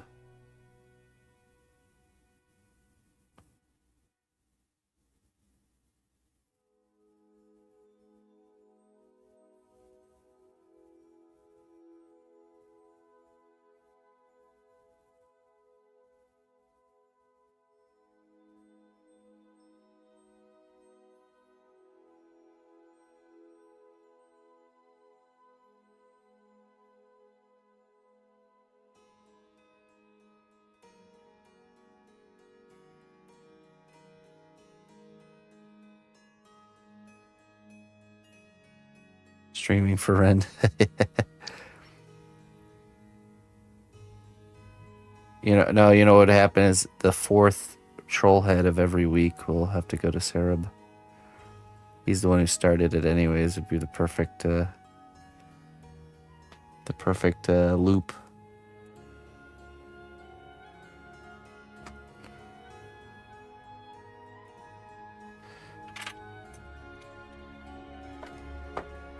How many hours do I work a day? Yeah, I get up at 7, let the dog out, get some fresh air, poke around in the garden for like 30 minutes, then do dishes. The dishes are part of my morning routine. Kitchen and dishes in the morning. Then I start stream at 8. Then we stream from 8 to 1, so that's 5 hours. Get off, spend time with Emma. Now she's doing homeschool, so we pretty much do all her homeschooling stuff in between, as well as running around. And then, doing errands and miscellaneous in between tasks. And then I start the evening stream 6 p.m. And we stream till 9. I usually get off a stream, and then most nights I actually will continue working on other things until bedtime, which is usually 11 o'clock, and then I go to bed and start it over the next day. So that's a basic normal weekday. Yeah. Fridays are a bit different. Friday and Saturday is different, and Sunday, but that's pretty much the Monday through Thursday jam right there. Sunday is a little bit different. I still work on Sundays, and then I do I take Saturday completely off. It's the only day of the week I don't do any like sculpting work or anything work related. It's just family time and leisure time. So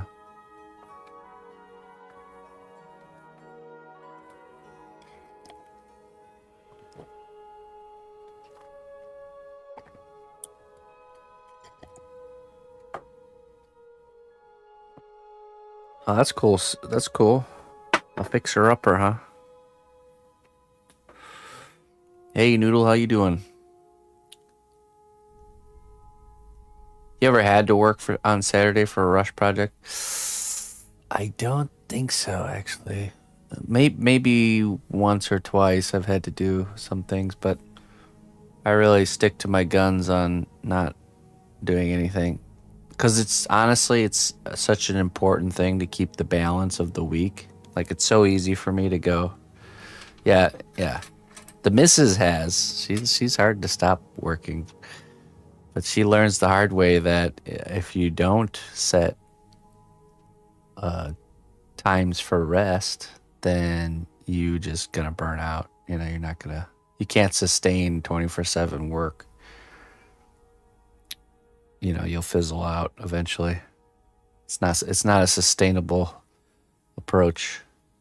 Or break your foot. Yeah, right.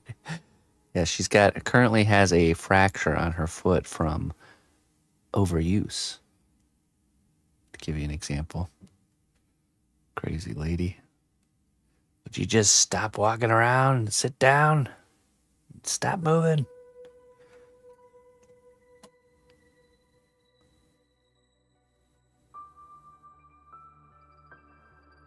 So yeah, I mean, for me, it's having like Friday evening and Saturday, all day Saturday. That's enough for me to be rejuvenated, and also just, you know, that feeling of having that time of rest, or the time where you can just, you know, load up a game and play it, and be good, be okay with that, you know. So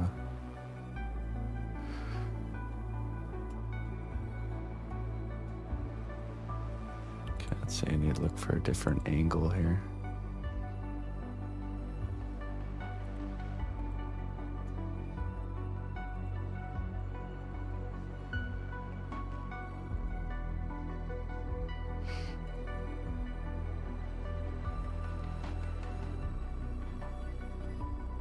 It's the side view.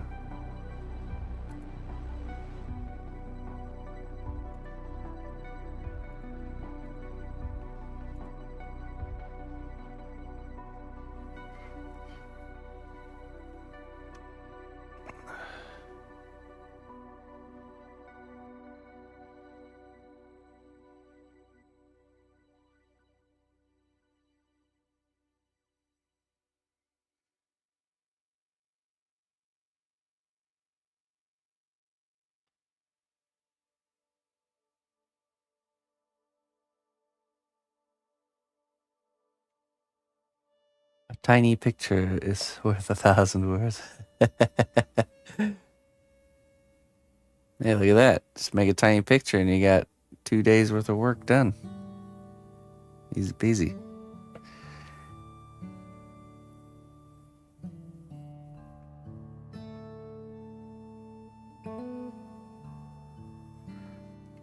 Who's my favorite sculptor today? You know, there's this really awesome up and coming artist that's gonna just make waves. Her name is cnotbusch. She's my favorite.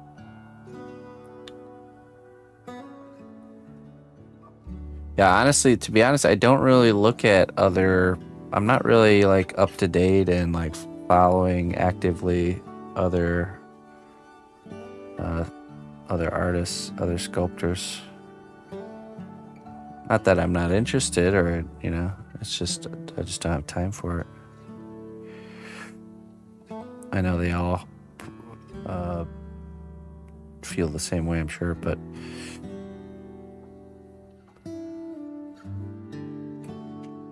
I look at your guys' artwork more than I look at like other professional sculptors or anything.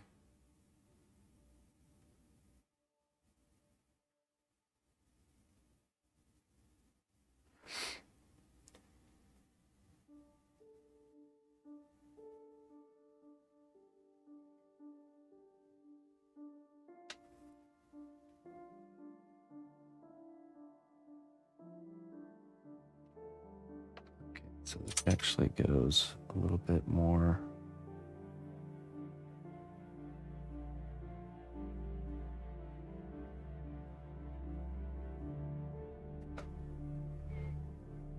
Or up.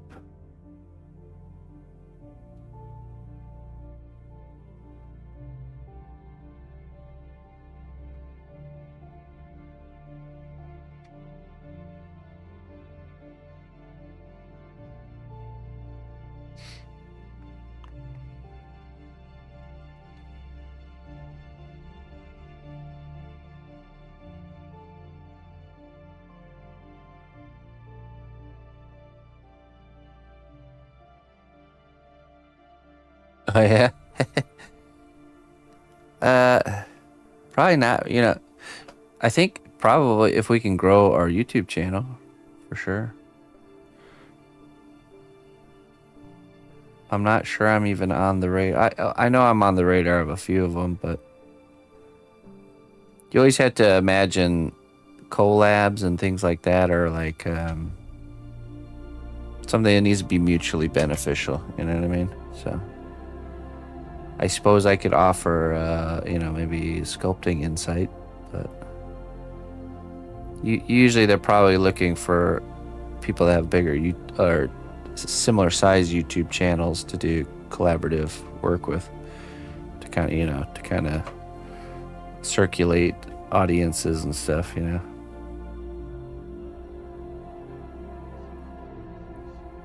But I do plan to really grow the YouTube side of things.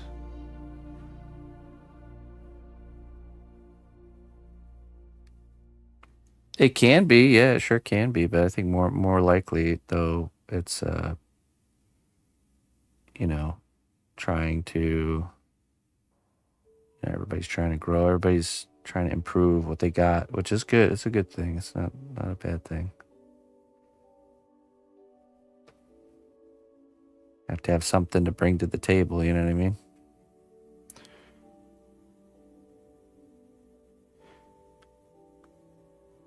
It's what really defines what good business is, where every party involved with a project or uh, benefits in some way. Like nobody's getting the short end of the stick. That's to me that's the best kind of business.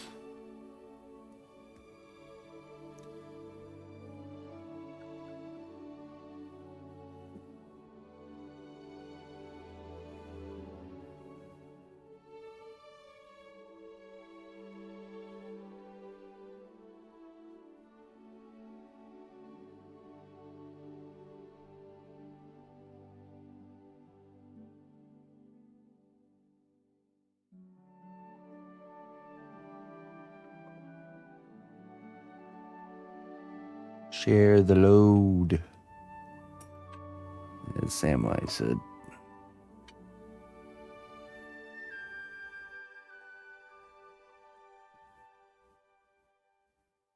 Oh yeah.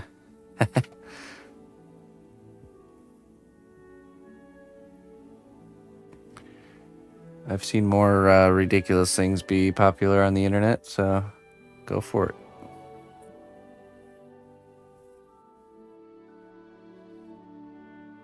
Okay, so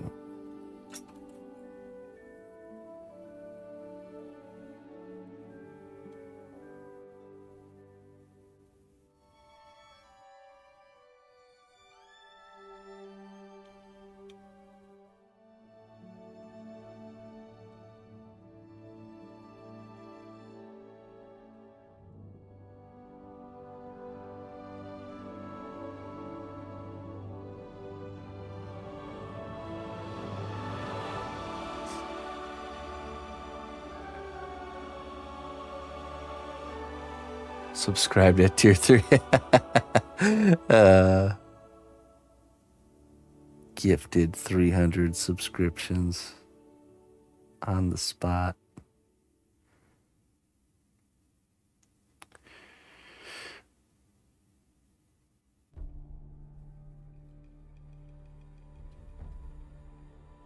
Look, if you want to be charitable to Twitch, go right ahead and gift high amounts of subscriptions. Otherwise, just tip the amount you were gonna pay for the gifteds. That way, Twitch isn't getting half of it.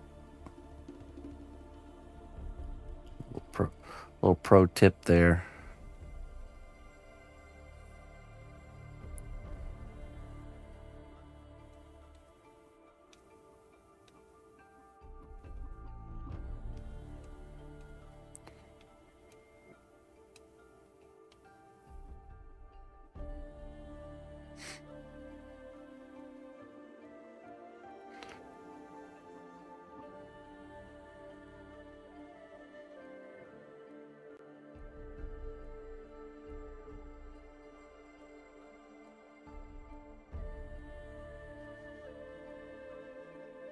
Except the PayPal fee. Yeah, but that's small. That's a small price to pay.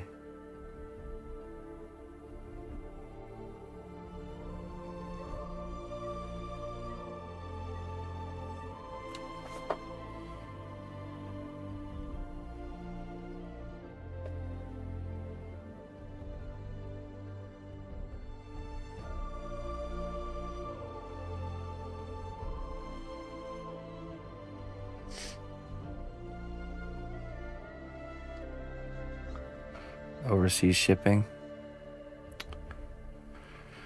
You know, it's usually not as much as you think.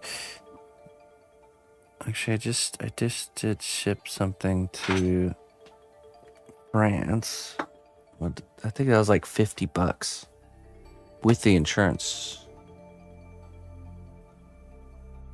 Yeah, for the PlayStation piece I did. It was it was about this size of a piece. I'll show you.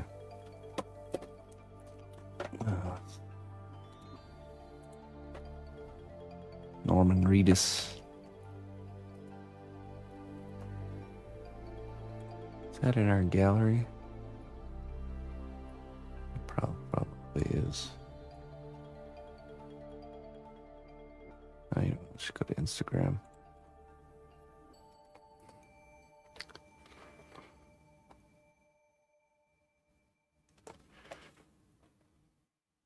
Yeah, this one right here. Maybe you'll see the size of it, but I want to say the most I've ever paid for shipping one of my works was probably no more than like $200, and that was like really huge, and like insurance and everything. So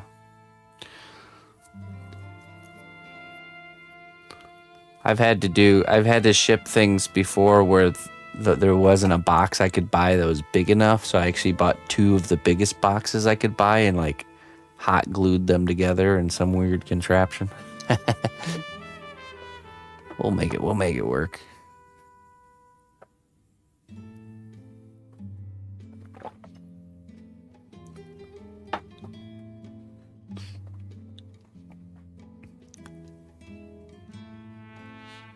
Wonder how much the animatronic bard is going to cost to ship.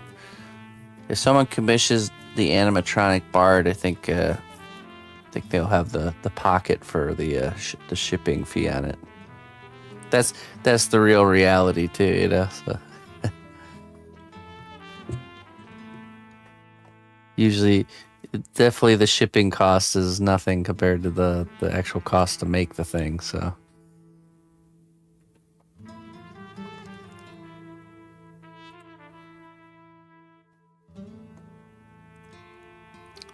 When I shipped the troll heads, and right here, troll heads, it's about $7 in the US. And I think I've only done one outside, and it's like $19 to oh wait, no, I just you know what, I just sent one to Dubai, actually, of all places. How much was that one? Let me check right quick. That's probably got to be the furthest it could possibly go.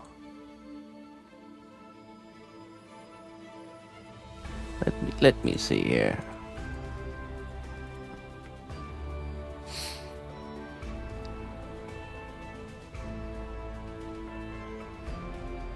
Few details. Okay, so from where I'm at to Dubai, shipping one of the troll heads cost $29.60 postage. Of course, that doesn't include like the box and packaging materials and everything, but that's like a 10-inch by 6-inch by 4-inch box.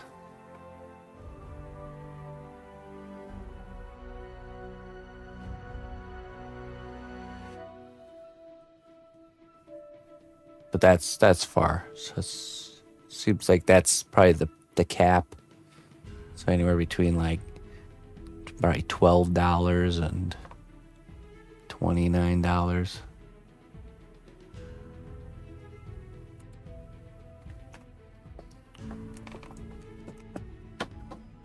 All right.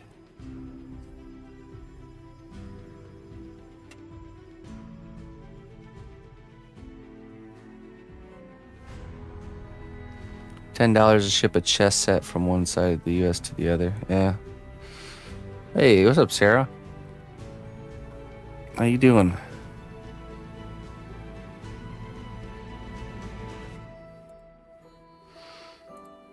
We're really honing in this helmet shape. Let's continue to bring it home. I'm being very meticulous here about this shape.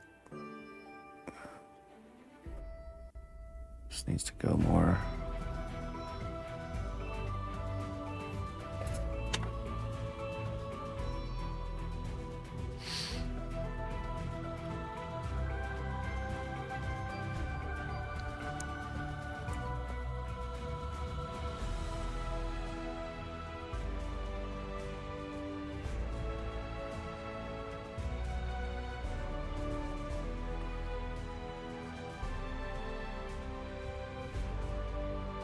Hey, I'm doing all right.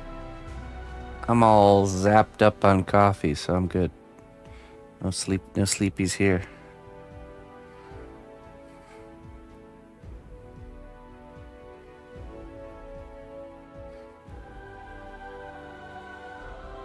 Appreciate you sending your people here. We're sculpting a Escape from Tarkov character. It's a commissioned piece.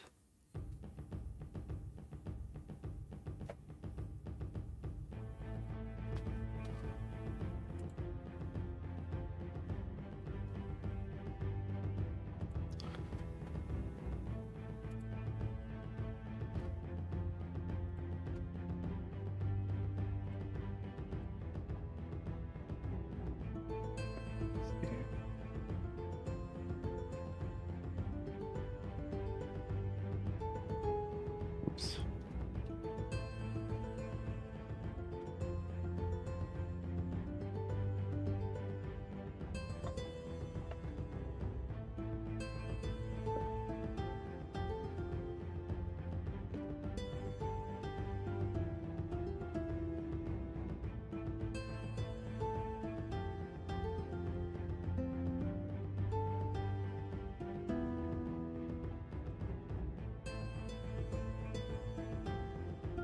Trying to reduce the coffee intake lately. I think it might be healthier.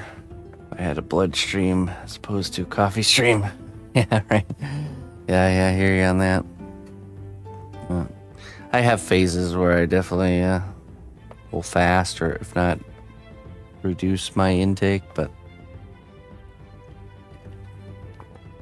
then I always fall back into coffee from both ends of the day.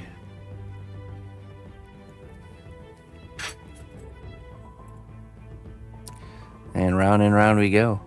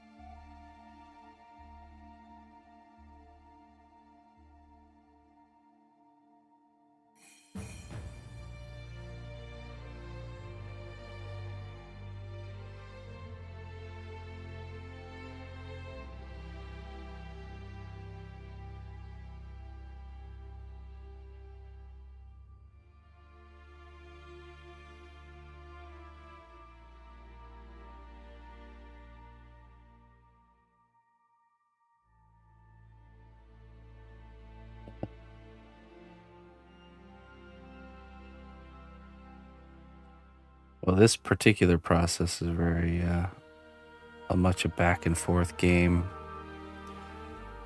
I just know if the better job we do at this initial kind of shape, everything else will fall into place and it'll be real easy to put the rest of the helmet together. But yeah, it all relies on having this good foundation shape.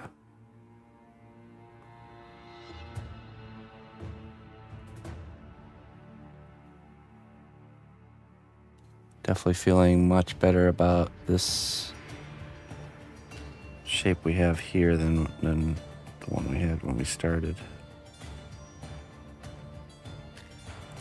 Just took a really much deeper dive into the reference and had to develop the understanding of what actually is happening, you know, with the shapes here.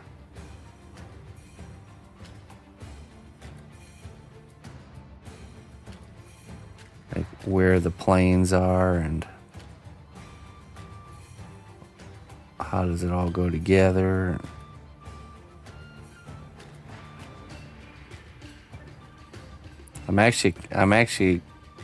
I like the fact that this helmet is a little bit plainer. You know, it has these kind of paneled, planed areas with the edges. That helps us really establish the proper shape. The whole thing was like super, you know, non-edgy at all. It'd be harder to make the shape look proper. No landmarks really to go off of then.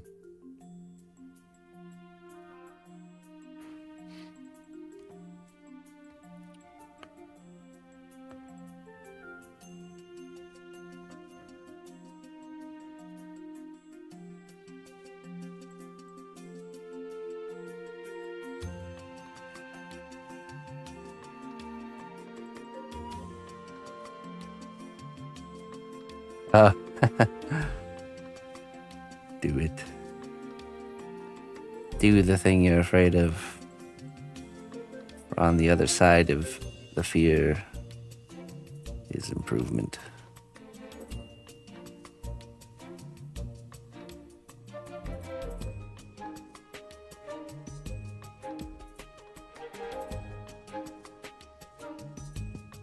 The old mud ball technique, shining a ball of mud.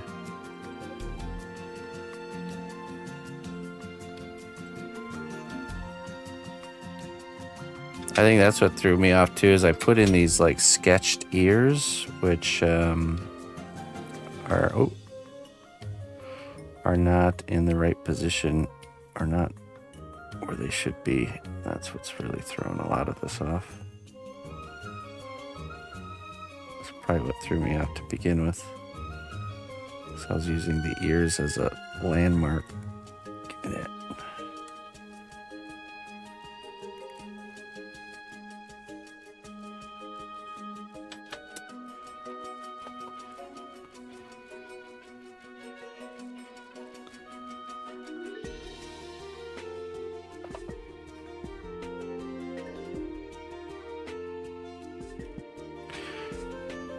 All right. Well, we have a good start here. It's looking really good, size-wise, shape. What we'll do is we're gonna let it marinate. So we're just gonna let it sit there. And then next time I work on this, I'll be able to see very clearly if there's anything I want to change, and we just want to really slowly, because sometimes that happens too, is you just want to quickly progress to the next step, and then you kind of biff this foundational shape, and then you end up having to do what I did here, which is redo it. So by trying to go faster, you instead go much slower. Isn't that funny how that works out?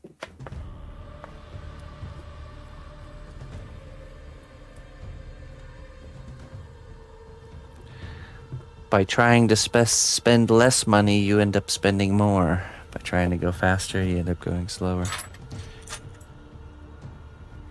That is the lesson.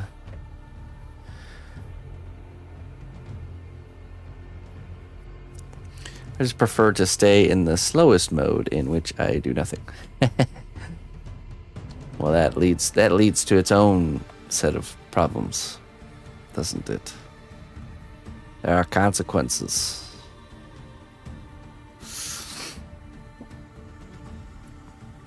No, this is good. I boldly faced the issue, and I feel so much better about it. And you know, that's the reality. This is such a important part of the character, to just, you know, to not go back and redo something. You know, it's so easy to kind of move forward with something you're not happy about, and then you always regret it later. So slow is smooth, smooth is fast. All right, good.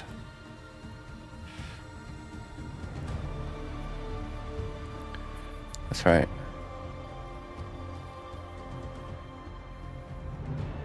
It's also sometimes with certain things, you sit down and you do them and you have the wrong approach to begin with and the wrong mindset, and that's when really the only thing to do at that point is to step away from it and start again with a different frame of mind, and then you're able to achieve what you were trying to do much quicker, you know.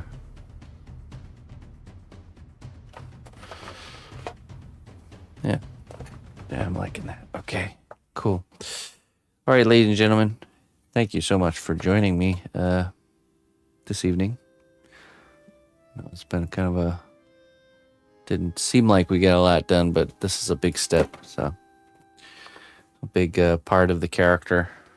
Like I said, probably I'll have like one more, maybe an hour, or excited for tomorrow. Tomorrow's Trollheads show and tell on Discord. If anyone wants to share anything on Discord, we'll be doing that at 10:30 Central Time, and Trollheads at 11 o'clock. If you want to tune in and get one of these heads commissioned, that'll be available to you. Just got to show up at 11 and follow the instructions. 11 a.m. Central Time. Better spend time on the back thigh patch. Oh, I will. So the next thing that's gonna be a big pain in the butt on this guy. Well, there's a lot that's a pain in the butt on him because he's like it's the style, that realism style, is gonna be the guns. We're gonna have to do specifically the assault rifle. That's gonna be the next challenge to overcome. So, but we'll cross that bridge when we get there. Okay, let me find someone to raid here.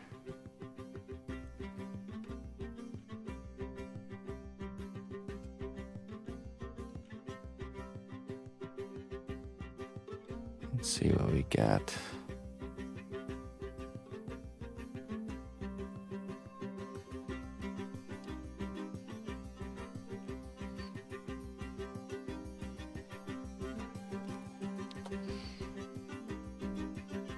This might be somebody new here.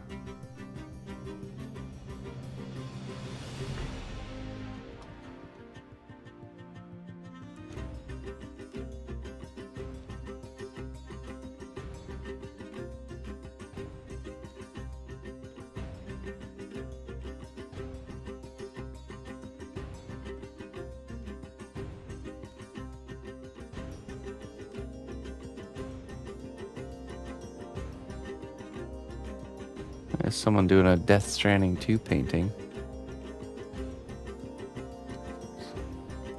Never raided this channel before. Let's go check it out. Is hand sculpting as difficult as drawing?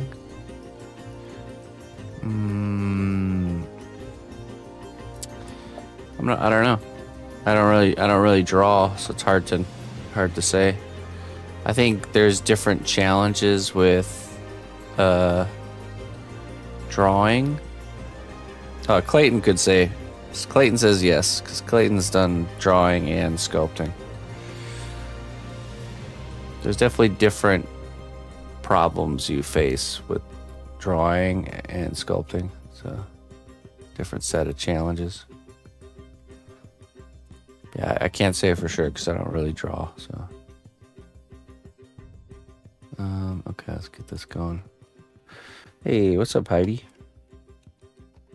I'm actually on the way out now, Heidi, so you have to join in again next time. All right, everybody. Until then, my friends. Bye-bye. A coin for an old beggar. Hey, Kodat. Thank you. Thank you. And on that note, bye-bye.